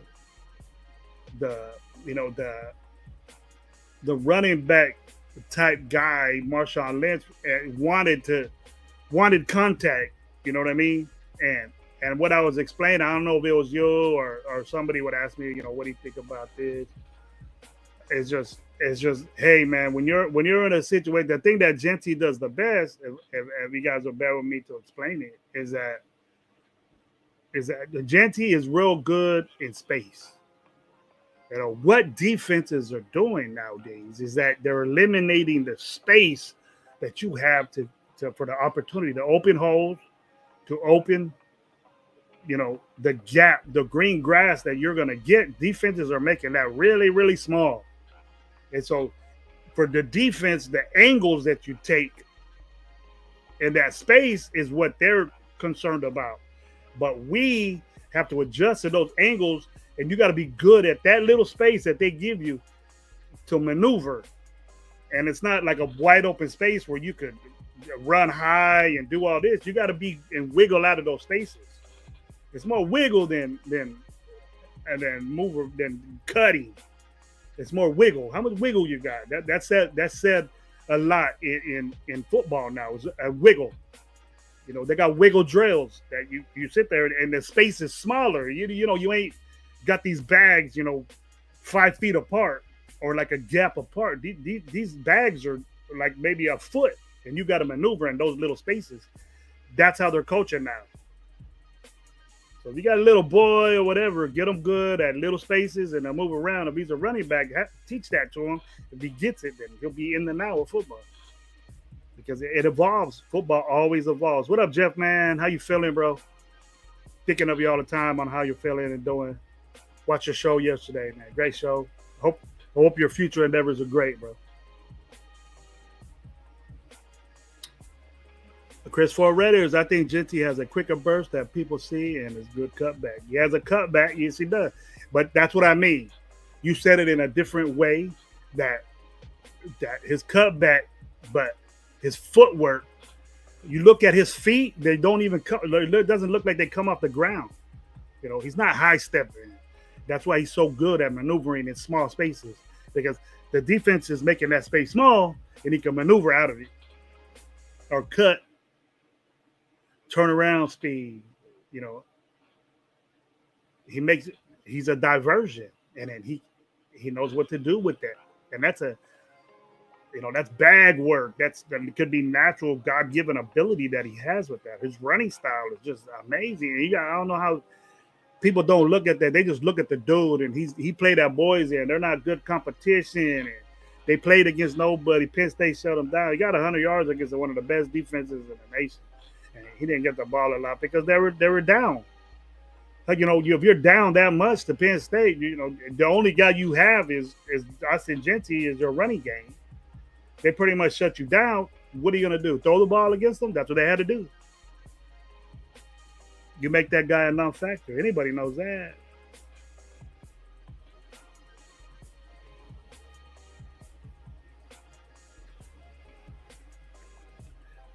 Fuck the Patriots, Mike. I'm with you on that. I know you're going to hit that Denver game. Tell me what game everybody going to. I know Mike's going to hit that Denver game when the Raiders go over there. Mike and my boy Pyro, they always hitting that game. You guys tell me what game you guys are looking at, because I was looking at some packages. I'm looking at some packages.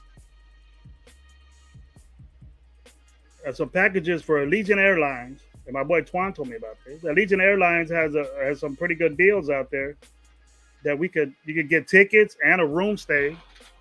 You know, you guys look at that. You guys going to hit that up. They got you take 4 people with you. It's like a tickets, the room stay at the Mandalay Bay, which is right across the street from the damn stadium, for like $1,000. And those tickets, you look at the tickets for the home opener and to the tickets to the home opener with San Diego, Chargers, and the Dallas game, the 2 Monday night games, hundreds of dollars, like 500. It's crazy. The San Diego game or the Charger game is way, way, way cheaper. You'll see the difference if we look at it. But the packages that Allegiant Airlines has, if you got Allegiant Airlines going from where your city is to Las Vegas, it's a 45-minute flight for me. But airfare is usually not included with that. It should be, but they have different ones. They have hotel and ticket packages, and they have flight and hotel packages. I haven't seen one that's flight, hotel, and tickets. So I want to look into that. But it looks like some pretty good deals, though. Don't overdo yourself. The thing my wife is doing is she's overthinking. Well, we could get this and that. I say, hey, if you want to drive over there, it's going to be cheaper than a plane flight. Because you're going to pay $200 for a plane flight for 2 people. Well, there's like 6 people going with it. My kids want to go too. So if it's like 6 people and you got, and if you just drive over there, you save your money either way. For a 45-minute flight, you pay $200. That's bullshit to me.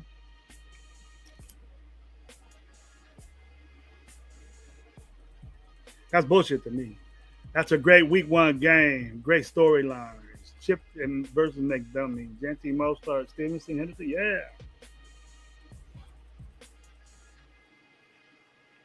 That's gonna be great. I think Stevenson's gonna be in a lot of trouble because I liked Henderson. I did. I thought he'd be a good Raider, but we got the best. There was none of them guys were like Genty. And then he might. There's a lot of expectations for him, and I hope that we don't over expectate for him. If I said it right.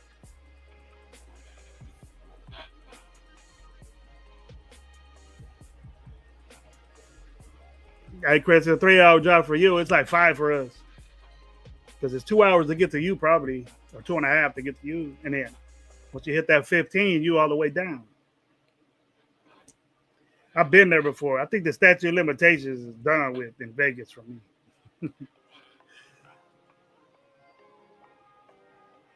I'm 12 hours away from taking a Greyhound. And then if you guys look at Raider Crusaders, if you get on that link, log dog, get on that link, and if you could get to Bakersfield, you got to buy a ticket. You have to buy a ticket, and you could get there. A trip up there and back. I think it's a bus ride. You get the tailgate with them, Raider Crusaders, and a hotel stay. I don't know where the hotel's at. And food and beverage and food, the way up there and back and all that shit. And for $450. But you got to buy your tickets. That's it. But I think they take $100 now and you can pay the rest off later till the game starts. That's for the Raider Cowboy game. Check that out, man. Raider Crusaders. Look that up. The information is there. You can look that up on IG. Just look up Raider Crusaders and you can do it. My boy Cash Lord said most are probably gonna get 10,000 game goal line as a goal line guy. Do that little quick play action, boom, hit him a little toss on the end. I see that every time, Cash Lord. That's my play, bro. That's my wide banana play right there. Most starting the flat, wide open, with somebody pulling right there to get the DB. Ain't no DB gonna want that. I see it. Chip Kelly's known for that. Yeah, Raider Crusaders, man, check it out. And it's worth the price. I don't know where they're staying at, bro, but it doesn't matter if it's good like that. The information's right there, bro.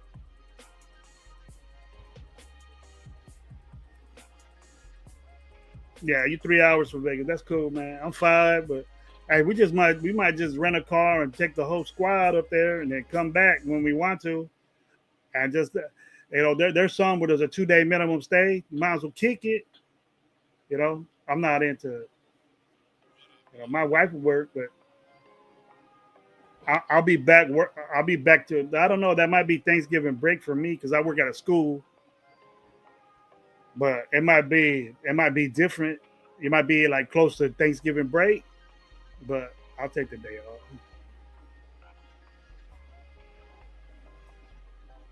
But I think I might. I don't know if everybody knows that I'm recovering still, so I think I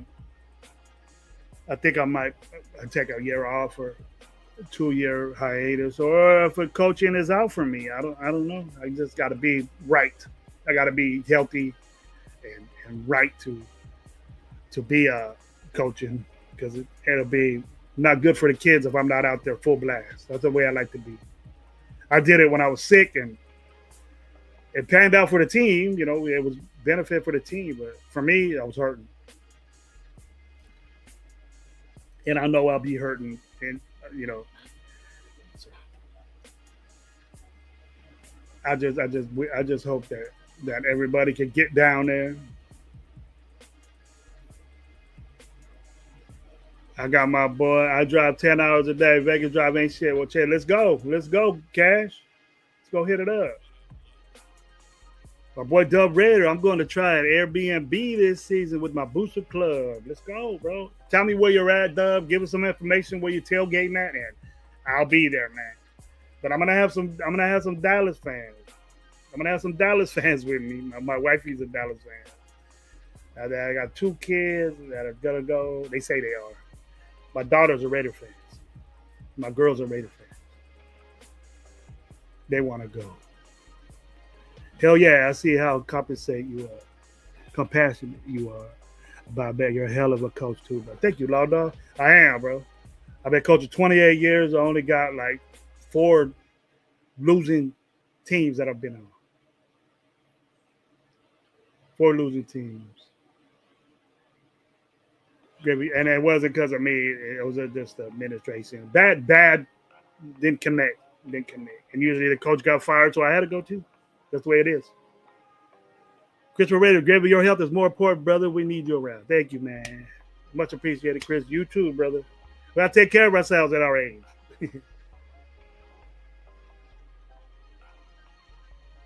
we got to hit some cigar lounges while you're out there. Yes, sir. We talked about that dub man, cigar savant man. So yeah, we were talking about the sticks out there. Somebody stole my stick. I don't know who it was, bro. That was a good stick. My CAO was took from me, but I had another one. It was good. Just chopping it up with the chat, man. I love this, man. That's great. Damn, 28 years. Yeah, I started when I was right out of, I was in college. I went to Fresno City College. It was a community college, but I ripped my knee up in football, Jack, and I got into coaching. Then I went another way in my life, and I tried to mix the two together. And I did a good job. I did a good job at that. I'll tell you that. I was a different person as far. Coaching football got me out of a lot of shit. And it did. Coaching football got me out of a lot of stuff. That's why I respect it so much, and I'm passionate so much about it because it got me out of a lot. So that's how I respect it. And I don't like people that disrespect the game.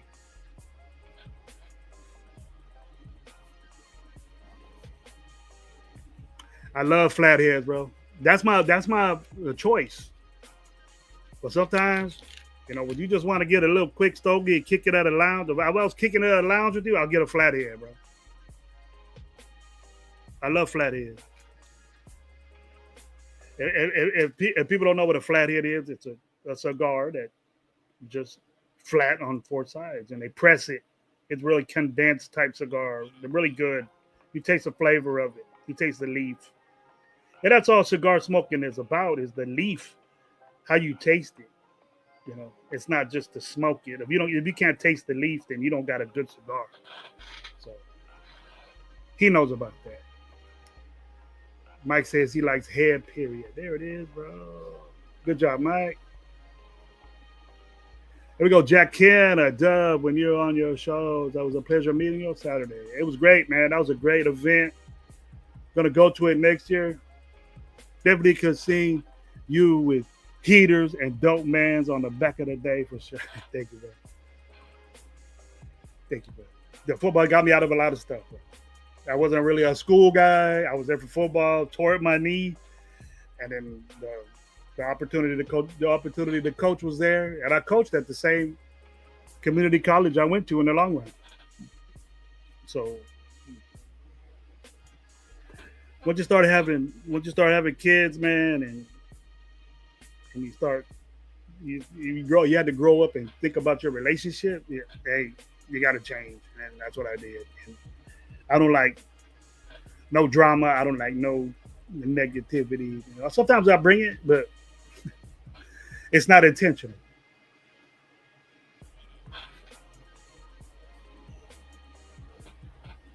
Not a lot of Raider stuff, so just chopping it up in the chat, man. Let me know what's going on. If I'm going to be here for about another 15, 20 minutes, see what's going on. Just wanted to holler at the people out there. And then if we're gonna do this, you know, I enjoy being with you guys and talking with you and seeing the people that are out there that appreciate what I'm doing. And there's not a lot of subjects out there. It's hard to talk about things. You know, I was looking at current events for the Raiders, and we're talking about this Jay Arnett guy. Who gives a shit if he's come back to the NFL? He fucked up as a Raider, and I don't care about him. I don't care if he comes back to the NFL. I hope he plays against us and we burn his ass.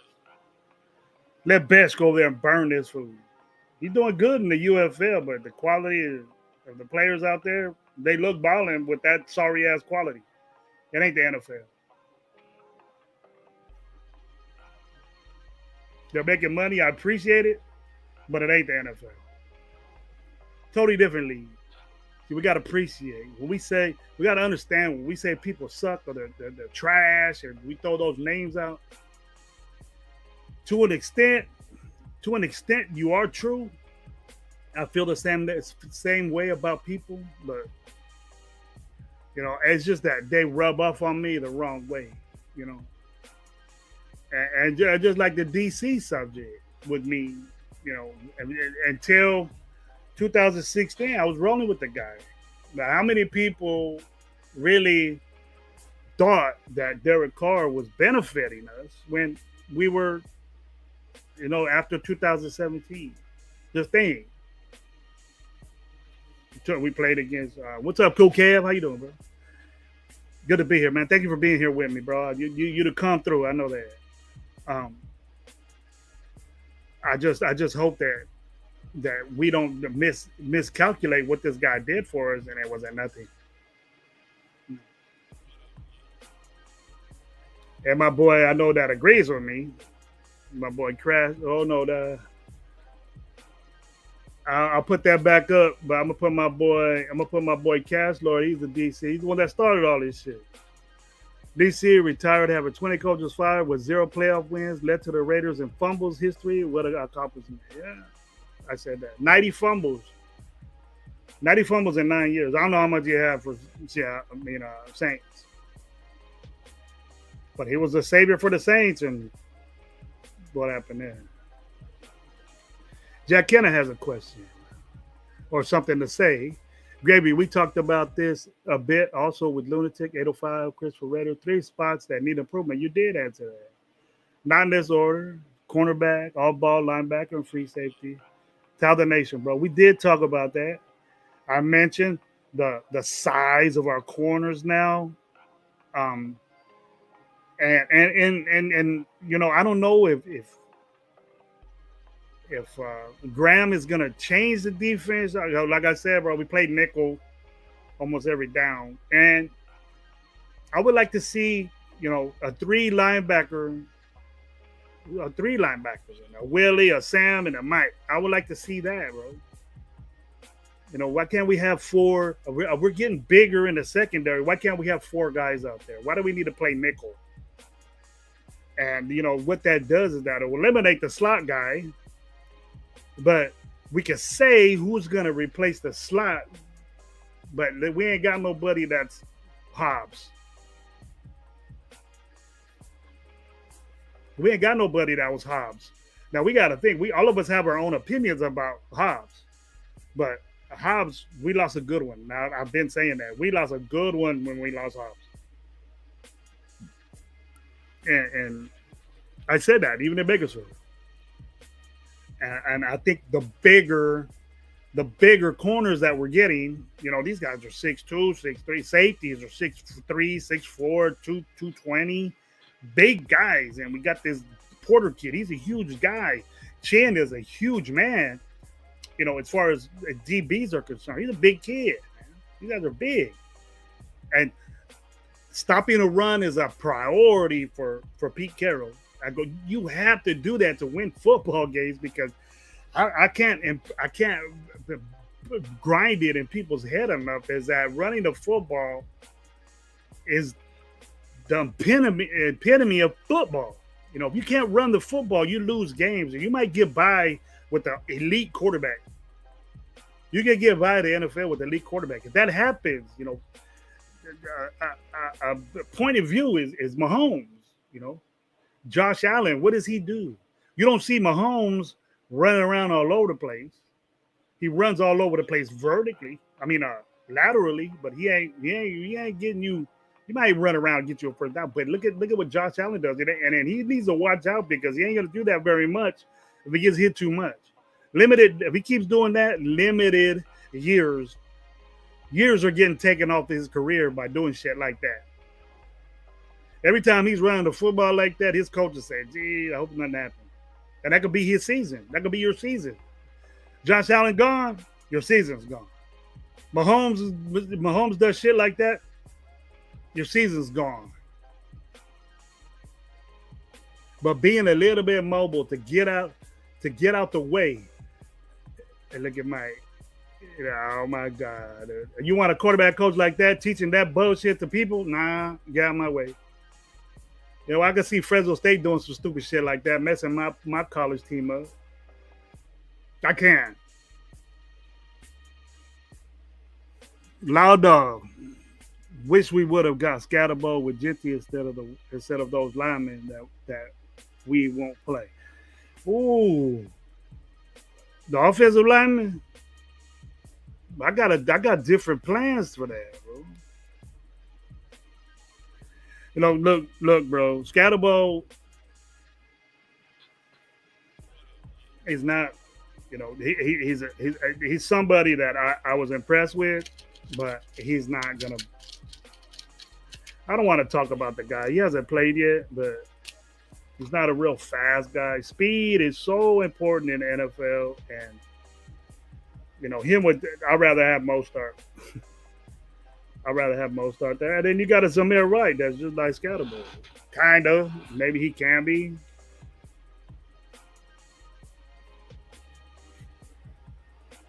If Scatterbo balls out in the NFL, I must have best luck to him. But there's a reason why in the combine he didn't run. And I don't know what he ran, but I know that he worked on it, and he ain't that type guy to break loose.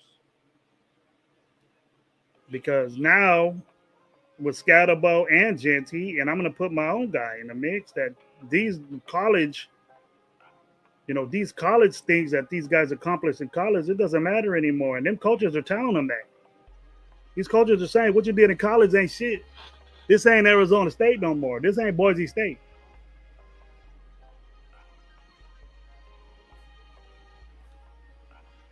And that's exactly what we seen from Chip Kelly, probably telling Aston Genty, you stood straight up at Boise State, but you ain't doing that shit. That shit don't work around here unless you ball out. So if Gibbs could do shit like that, but Gibbs balls out. But if he gets a chance to do it, if you could do that, Genty, then go ahead. You can stand straight up all you want, as long as you can get there fast enough. Then you can when you're low. Gravy, you trust Graham with his new grip? With his new grip, like with the defense? I wasn't. If that's what you mean, Cool Kev. I wasn't with bringing Patrick Graham back. I wasn't with that. But trusting him, no. Because, we couldn't stop the run. We couldn't stop the run at all. Our red zone defense was terrible. Our third down efficiency was terrible. Our, we didn't get a lot of turnovers. We didn't. I thought that, the thing about Patrick Graham is Patrick Graham is a head coach material type guy. All around, he's a head coach type guy. But the opportunities that he had for being a head coach, I think he was a Rooney Rule guy. And I don't want to put no disrespect on him. He deserves to be a head coach in the NFL with what he's done. But I think, and it's sad to say that he's a Rooney Rule guy. And coaches are like that. It hurts me to say that, but I think that's what he is now. And in my future and Evers with, future for Patrick Graham is that I think Patrick Graham is liked so much by this organization because it wasn't performance of his defense that kept him around. I think the structure that was around Patrick Graham is that he didn't want to deal with anymore because it was bad. It was bad. And he wanted to go somewhere else. But then when we got a defensive coach, some structure, cultural builder, motivation builder, a guy that's done something to be his boss and to give him opportunities to be free and do what he wants to do, then I think Patrick Graham is going to be groomed by this administration to be the next head coach of the Raiders. Because it's been said before, and that's the way I think that's the way I feel. So why keep him around? Our defense wasn't good last year. We weren't good at a lot of things last year. We were bottom of a lot of stuff.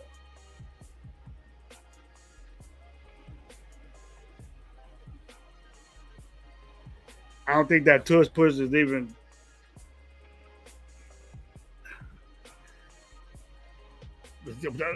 Geno Smith is not the size of Jalen Hurts, bro. And they're the only team that does that right. You can't be 6-something and do that tush push. And we ain't going to do that. I don't like that play. You can't stop it, but that's all you got to do. Stop it. I don't know if it's going to be in football, but I think somebody's going to get hurt.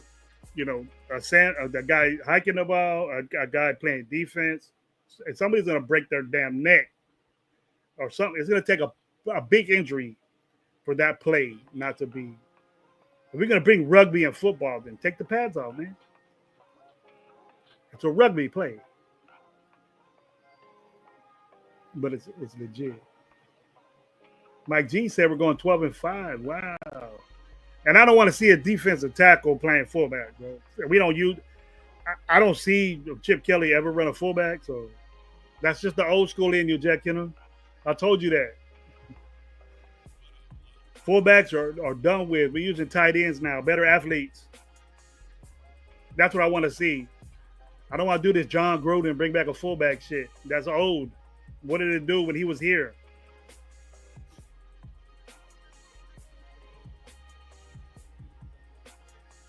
No, what's up? So Cal Sal, what's going on, man? How you doing? Telling everybody what's up. Michael Rell was a beast in the chat. Jack Kenner, he says he loves Patrick Graham. He's not, he's hard not to like. And Jack Kidder, I know I'm not a real big. I see stats, but I don't push them on people. But I know, and you should know that we weren't good at a lot of things, bro, and very important things. You know, third down stoppage is very important in as far as winning football games. So how many times were we 3rd and 20, 3rd and 15, 3rd and 14, and situations to where we could get the ball back and have our offense do something. No matter if our offense did go 3 and out in those situations, it works both ways. The defense has to stop the opponent on 3rd down. It works both ways. So they're only on there for 3 plays and they can't stop people. It's their fault that they are on the field too long. And the same thing goes with the offense that when they go 3 and out. It's the same thing. But we tend to, the offense is going 3 and out, but when the defense is out there not stopping the offense or not getting to the quarterback or not being in coverage or letting the field, middle of the field be wide open on 3rd and longs, that they have to do it too. And just think about that, because I think it's not talked about or realistically, put out there that the defense needs to stop the offense. Our defense needs to stop the offense on 3rd downs, no matter what it is. 3rd and 1, I don't give a shit. 30 inches, they need to stop them. I expect you to stop them, and then that's why. And we weren't good at that. We weren't good at that at all. If you look at, I'm sure Travis Kelce played the Raiders twice, got 100 yards. I don't even think he did that the whole season with any other team. So how does that happen? How many years have we been sitting there in the middle of the field wide open on 3rd down and they get it? Are we tired of that? And that, for as many years it's been going on, got to be scheme or tackling or something. It has to be that. But it's beyond it. Who's coaching? What are we doing to prevent that? Are we getting bigger guys? We want to stop the run? Then fine. That'll solve that. But Pat Graham is Pat Graham, and he's been doing the same thing for the amount of years that he's been here. Plays nickel, plays zone. And we could say that he's going to do this and that. He's going to play man press. Who is he getting? Who is he getting to do press man? These guys are aggressive guys off the ball. I think our running game will help the defense. It does, bro. If you run the football, it takes the air out of the football and the time keeps clicking. You can take your time. But Chip Kelly kind of got out of the tempo game. He still does plays fast, and I love that. But you have to, be able to run the football to have a balance of the field. We didn't have that. We had Aiden O'Connell throwing the ball 40 times, and then with only 30 yards rushing with 4 guys. That's impossible to win football games. It's impossible to win football games. Tell me when that's ever happened, unless turnovers were involved on the other team. Turnovers are just as bad as 3 and outs. Way worse. Way worse. Turnovers, I hate turnovers. And you can tell that I coach because I hate them so much. I'm done with this dude, Luby. He's fumbled the ball too much times. They just need to get off the field too. Yes, they do, bro. And you might argue with me.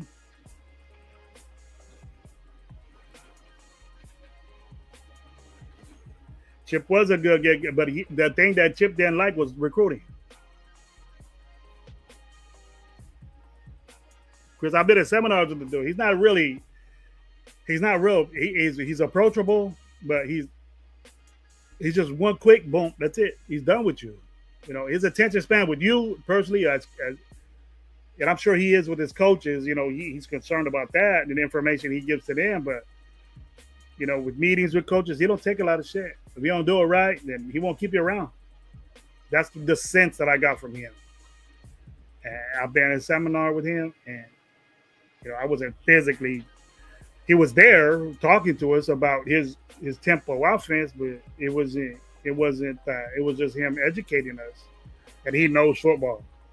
He knows football very, very well.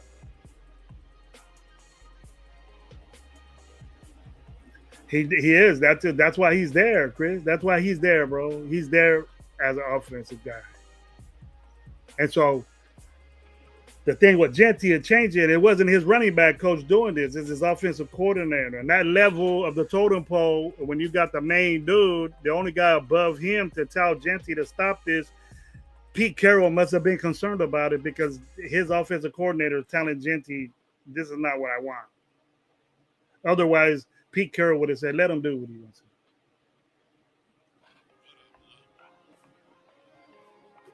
Tell me this. I bet you AP would have let him stand up straight like that if we got Genty. But we still had AP. AP was unaware of that this is what matters. He was there, let him do what he was. If it ain't broke, fix it. We'll fix it. But Chip Kelly said, I don't care if it's not broke, don't fix it. Not your running back coach is telling you this. Chip Kelly is. The totem pole, bro. Look at that. Look at the way it works. You got to respect that. And then that means that Pete Carroll had a problem with it. If Chip Kelly is telling him that. He agrees with me for the first time. There you go. Thank you, brother. Finally, I got you to agree with me.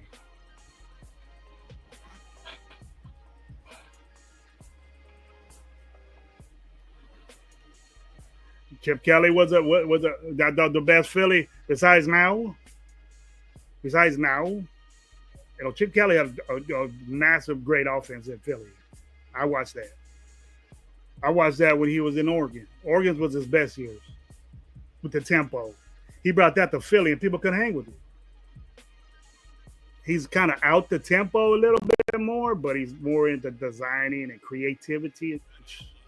It's going to be way different, man, than what we see.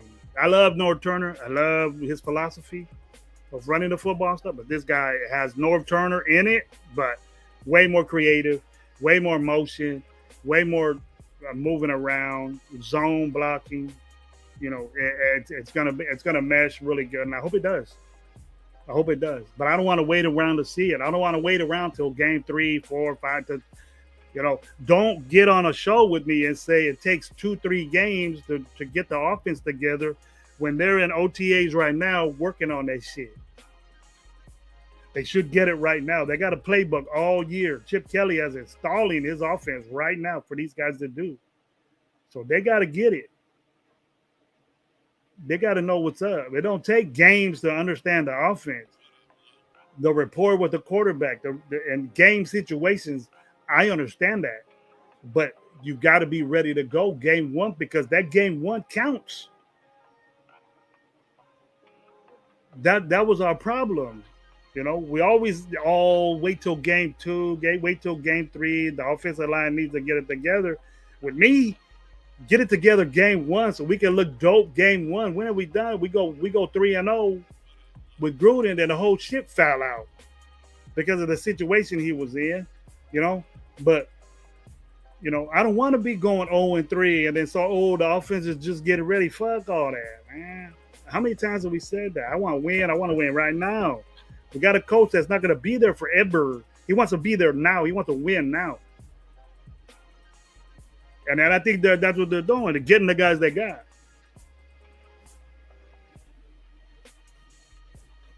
I hope.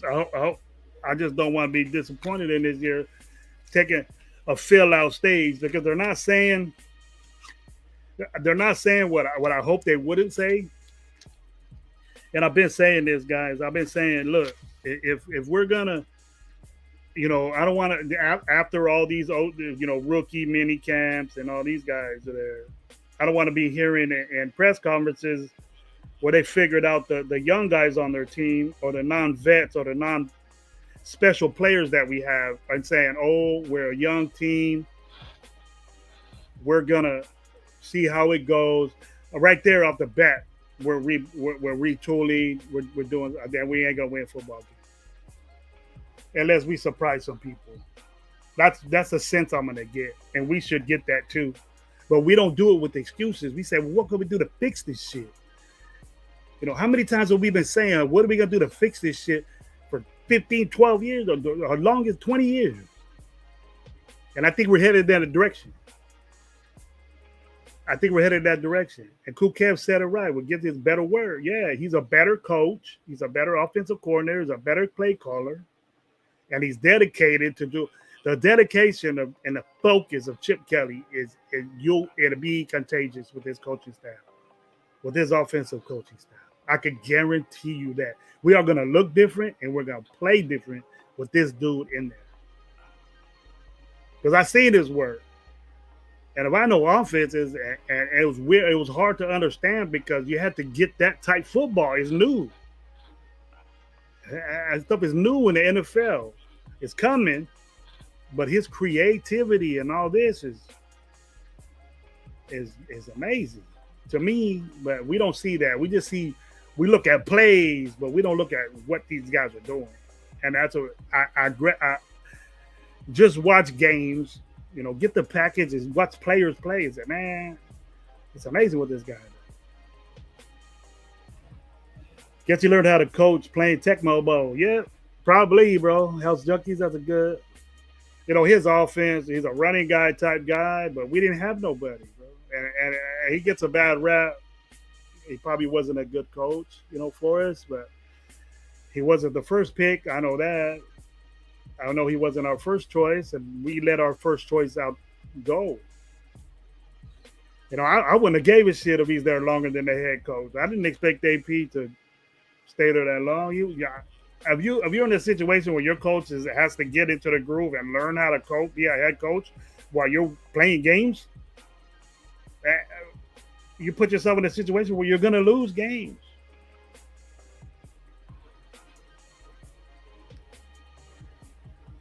Jeff, what's up, man? How you doing? Here we go, man. Here we go, Chris. Here we go. Christopher Raiders, it's been a while since we hadn't experienced the adults in the room with no controversy. Hey, it's going that way. There ain't no problems except for these contracts that we got to take care of. But I'm telling you, man, these young guys are here to replace these dudes. And I don't expect long-term contracts with Miller or Jacoby Myers. As much as we love these guys, they're going to be, pushed out the way a little bit. I'm thinking. That's my opinion.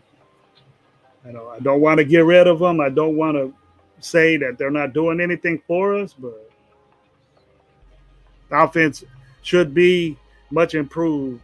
Crazy on the house by taking care of focused on. They did focus on.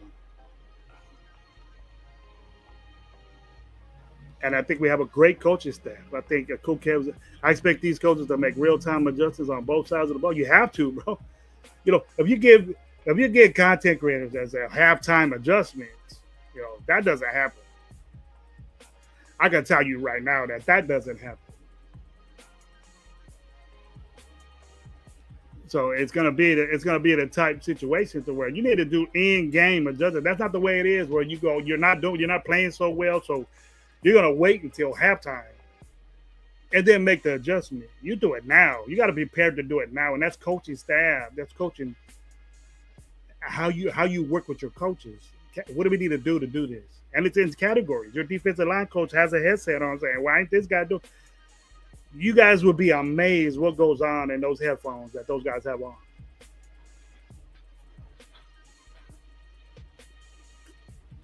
That shit's not even for YouTube. I'll tell you that. That stuff's not even for YouTube. You would question, do these guys really get along? But they do. It's just football. It ain't personal. What are you doing? Why is this guy doing it? And it's their responsibility to have these guys ready. Because Chip Kelly has to get a game plan together. Right now, he's looking at what he has, the talent. Can he adjust to these people and this and that? But when we say we got to adjust to what Janty does, no. Janty has to adjust to what Chip Kelly does. That's what the problem is. What people's thinking of football is now. We said, well, you got to adjust your game plan to what these people do. But if the player doesn't adjust to what your scheme is, you can't change your whole scheme just for one player. You could just change the route. You can change this and that, but your offense will be surrounded for what everybody you had. That player is not just special. Every player is special. On that, you want them to do something. You know, when you say he's a decoy, he has a route, but he might not be involved in that play. But the next one, he might. So sell out and do it. Sell out every play, then you'll prosper in football.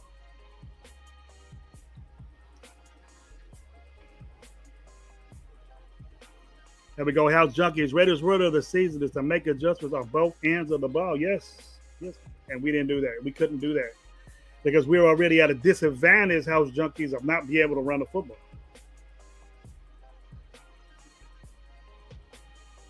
Then once you're just already a lost cause, man. You know, it's already a lost cause. We weren't running the football, and then we were putting everybody in the box. Some of them were playing 3-4, and the 3 defensive linemen were stopping our run. That's embarrassing. Check it out. Look at it. Me, Gabe, and Lowe, always at halftime, we got together and talked about it. And we would say, man, they got 3 defensive linemen over there. And they were covering Bowers. A linebacker was covering Bowers, so there's 3 linebackers. They would fill the holes, but those defensive linemen were tackling our running backs before they got to the line of scrimmage. That's bad. And it has something to do with the offensive line. It has something to do with scheme. But we can't solely just put it on our offensive coordinators, just because AP, in my view, and I know that this happens where you want to do something, you get stingy with it, and you say, I want to run the football. We got to establish that because they know they have to. It's so important to have a running game that if you don't, it's impossible to win football games. It's impossible. Unless you got elite quarterback play.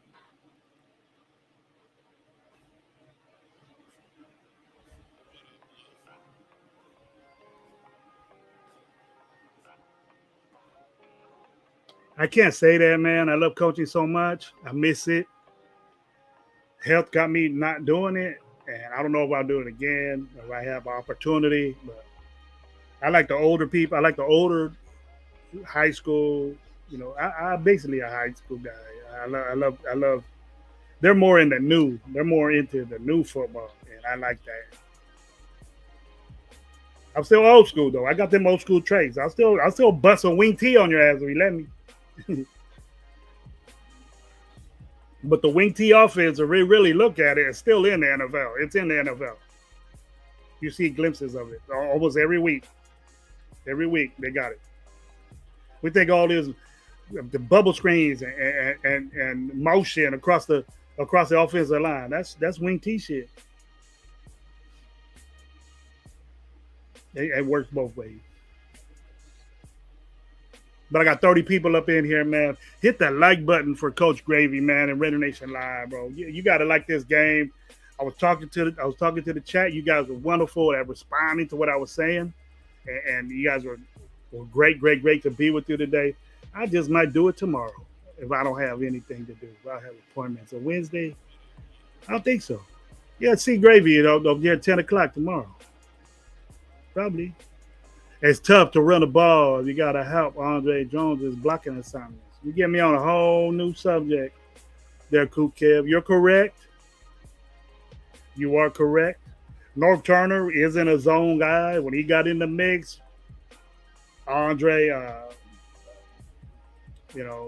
James wasn't a zone guy. He played good at the zone, but centers are more involved in zone blocking now. They pull. And you just got to get out the way, bro. You were in the way, getting pushed back by guys. And they just line up a guy right in front of you and you couldn't hang. So you lighten the ass. And then that's not good. You need to get big, good. You got good footwork that'll beat your lighting the ass, but his footwork wasn't that good. Coach Gravy is teaching the youngsters how football should be played in respect of the game. Yes, sir. Yes, sir. I'm always going to bring back that old school, and you always got to have that in you. Football players were way better mentally back in the days than they are now. And to have that love for the game, there's players like that. There's players like that. but the love of the game and the want to of the game is way different now. I do. I froze up a little bit, but I'll be back. Um, if we're gonna teach these youngsters now to properly play football, it starts here first. I'm sure the first questions that these general managers ask these people, how much you love football? And it's easy to say, oh, I love it. But when you go out in that field, they could tell if you love it or not. You work hard. That's why I give love to, Pal Mao and those guys. I don't talk shit about guys like that because they busted ass to do it. That's what I want these players to do. I want to see more busting ass and less talking YouTube shows, but I know that's in the now. You know what I mean? That's in the now, being on a show, talking to other people. Like, I wasn't sitting there talking to my opposition or giving them my jersey or doing that shit, giving them hugs after a game. Nah, get the fuck out of here. That's the way I was. And that's the way I expect. I expect that. I take my team, I shake their hand, that's it, but hugging and swapping jerseys and kissing and all that. Nah, get back on the bus. Let's go. It's worried about next week. That's the way the Raiders need to go back to. That old school mentality is always in me, Chris. It always is. But the involvement of the schemes and the way things are going, it ain't that way no more. It ain't drop a bomb and Tim Brown's gonna go right up under it and things like that. It ain't like that. Everything is condensed. Everything is, where's the green grass at? Because these guys are fast, big, stronger. Most importantly, they're faster. And that's what the adjustment is. Genty's gonna have to adjust to, and don't get me twisted that he has to learn the game, but he has to learn the game on the quick. How fast can he learn that NFL vibe? How fast can he do that? And then if he gets that quick, like these other guys, like Bijan Robinson does, like Gibbs does, and Chase does for the Bengals, and all these other dudes, if he gets at that speed of the game and how fast these guys are to defend him, then he'll be successful. But if he don't get that and just go through the motions, and if he's too slow or whatever, it's gonna affect him because they'll get at you.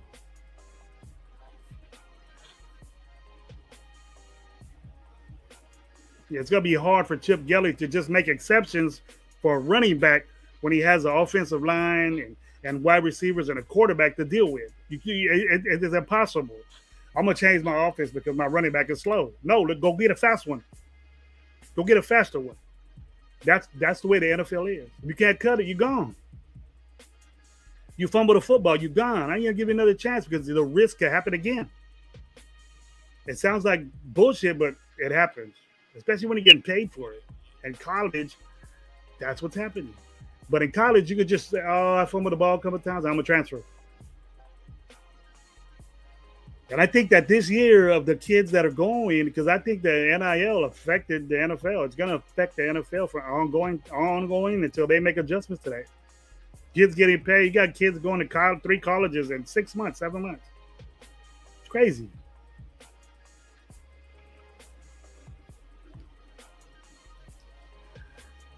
Is Luby your favorite player, Gravy, going to make the 53 squad this season? I'm not going to depend on a 7th round pick.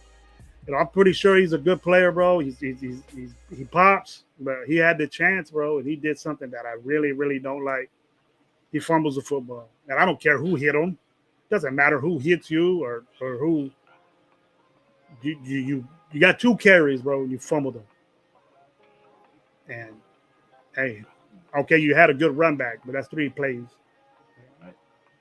If that's as a 7th round pick, a 6th round pick, that's what you're expected to do.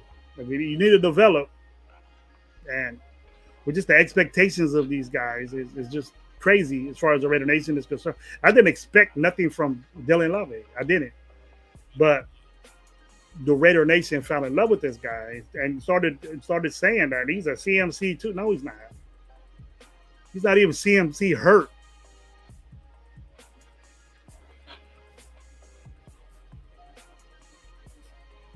CMC could go out there and hurt with a bad hammy and a bad whatever he had and probably not fumble the football as much as Luby did.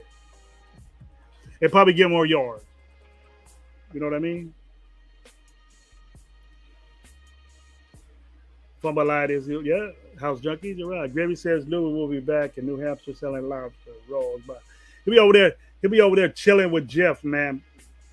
He'll be over there chilling with Jeff at the Raider games, interviewing him. Oh no, he's not in New Hampshire. He's in New England. My bad. Around there. I think they're all together over there. Close. But my expectations, with his athleticism, to be honest with you, his athleticism and what he can do is what you want in a player, but he needs to develop, man. He needs to develop into a running back, not a you want your running back to catch passes off play action, but you need to run the ball to let that happen. So your main concern is running the football, not going out there to the flat every time. You're going to get covered. And so he doesn't master avoiding tackles. He masters that fumbling the football right now, in my book. That's what he was good at. I'll go on till 12:30, guys. It's 12:16 right now.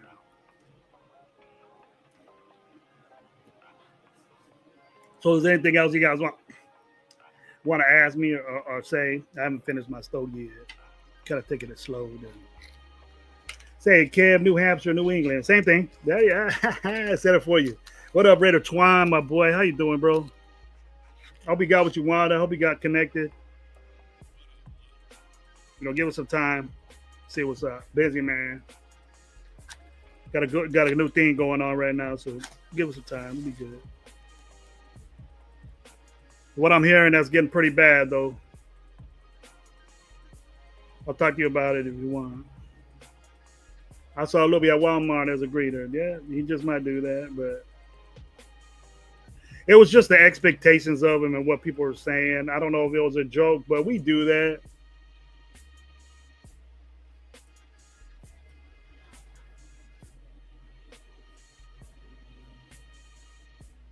Yeah, Twan, that escalated a little bit. So not on our end, but their end. It's whack. That kind of makes me not. Nah, I shouldn't say it. It kind of makes me upset with the whole thing. SoCal Sal, he took McDaniel's job because but I appreciate all the love, bro, you give us. New Hampshire, New England, same thing.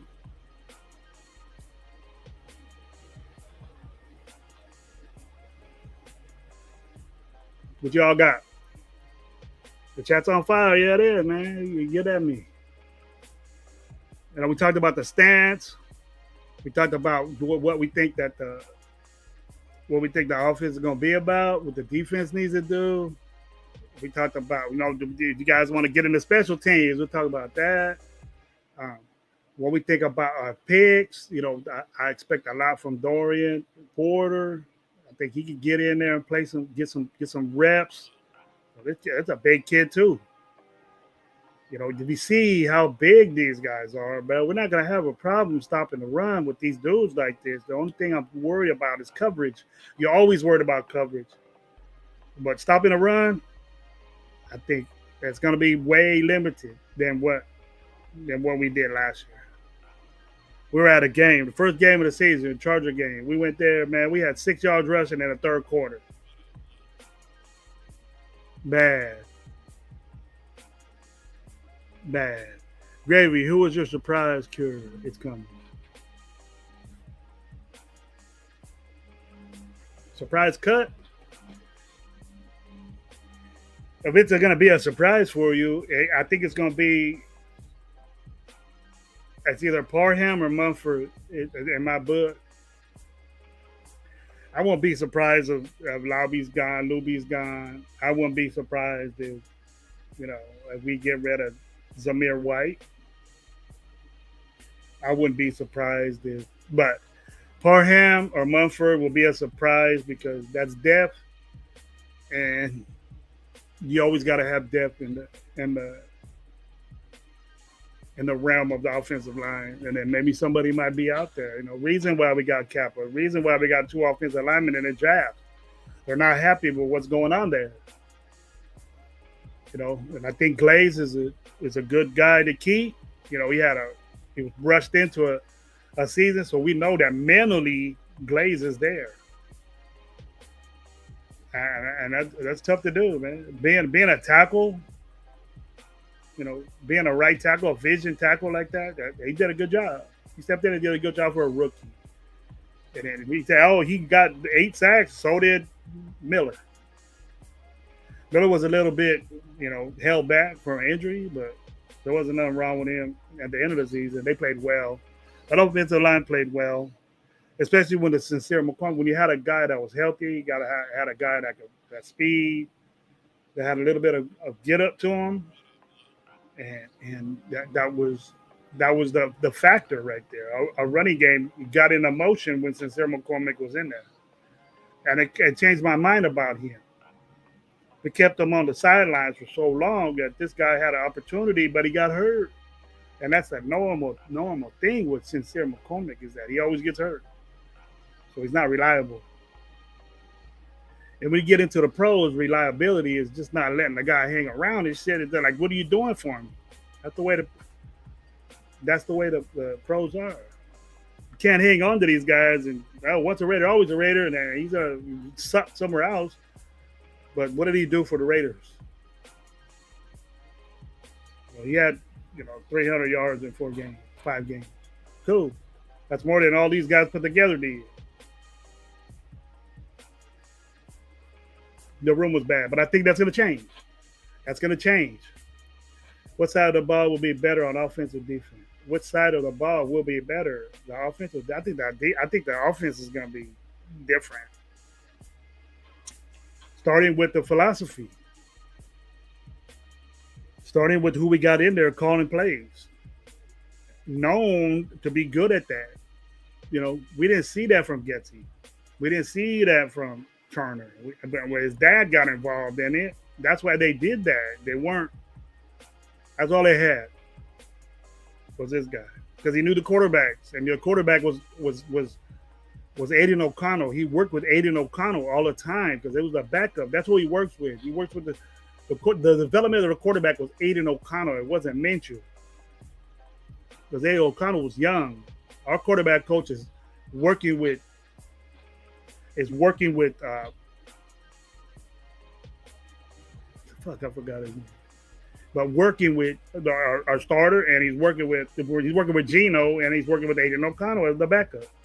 So he has to concentrate. He has to concentrate with Aiden O'Connell to make him better, because I see a real big drop off and a different type dude if something happens to Gino, and I'm hoping that doesn't happen.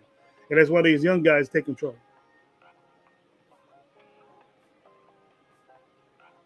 If one of these young guys take it over and take control of it, then I'll be happy with letting Aiden O'Connell go, because I don't want Aiden O'Connell running over here trying to get out the way again, because it's going to be bad for us. But I hope Aiden O'Connell gets better. He's not that bad of a quarterback, no matter what I say about him. He made things happen, but the bad things were brought up too. I just don't think that it's going to be anything different with him. He's been there too long, and he hasn't improved at all. He starts and he gets better by he's in the game, but just back up, bro, that's what you got to do. I don't be surprised if he's in the UFL within next year. The defense had 3 big holes, not in order. The linebacker, slot corner, free safety, yes. We don't know who's there. We say Darnay Holmes. He did an adequate job, at the end of the season doing that. But he's no Hobbs. We felt Hobbs not being there. I don't know if anybody's seen that. But Hobbs was he's good at what he does. And then Green Bay got him, and then they're just hoping that he's the man that he was for the Raiders. You can tell that when Hobbs was in there. And you can tell when he wasn't. You could tell when he wasn't. Because in the beginning of the season when Hobbs was playing, the middle of the field wasn't opened up as much because he would cover a tight end, he would cover a slot receiver, and it was just another route that would be right in the middle of the field. Our linebackers didn't drop back to get that, or our safeties weren't there enough to get that. It works all the way.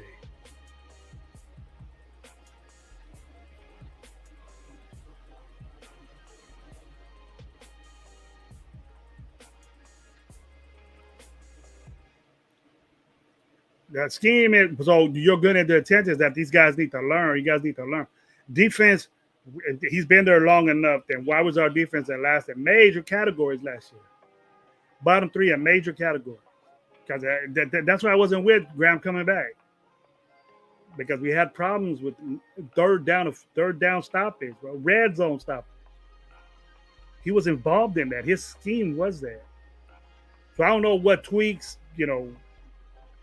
Carroll's gonna to motivate him to change, but from what I've seen forever is that he's a zone guy.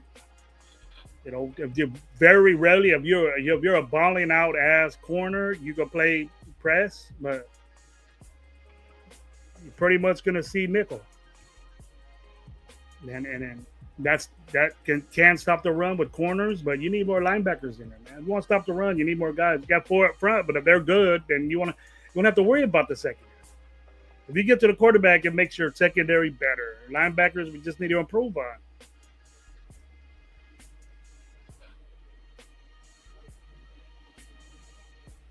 Jack Kenner, hopefully Amari Gaynor. Amari Gaynor has the opportunity to shine. I thought that the other guy,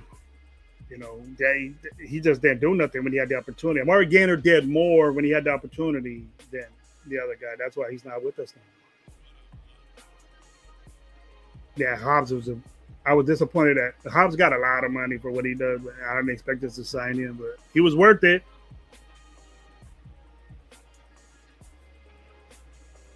Well, check it out, Raider Nation, man. Everybody that was in here, I want to thank you guys for being with me. It's time for me to go hit the medication, time to do the things that I need to do. But I appreciate you guys for being here, man. I appreciate you very much. Until tomorrow at 10 o'clock, make sure you get the Coach Gravy Stogie with Gravy Show. I don't know if it'll be a stogie, but there'll be coffee involved. So I want you guys to have a wonderful rest of the day. And always, let's go Raiders. Peace out, people.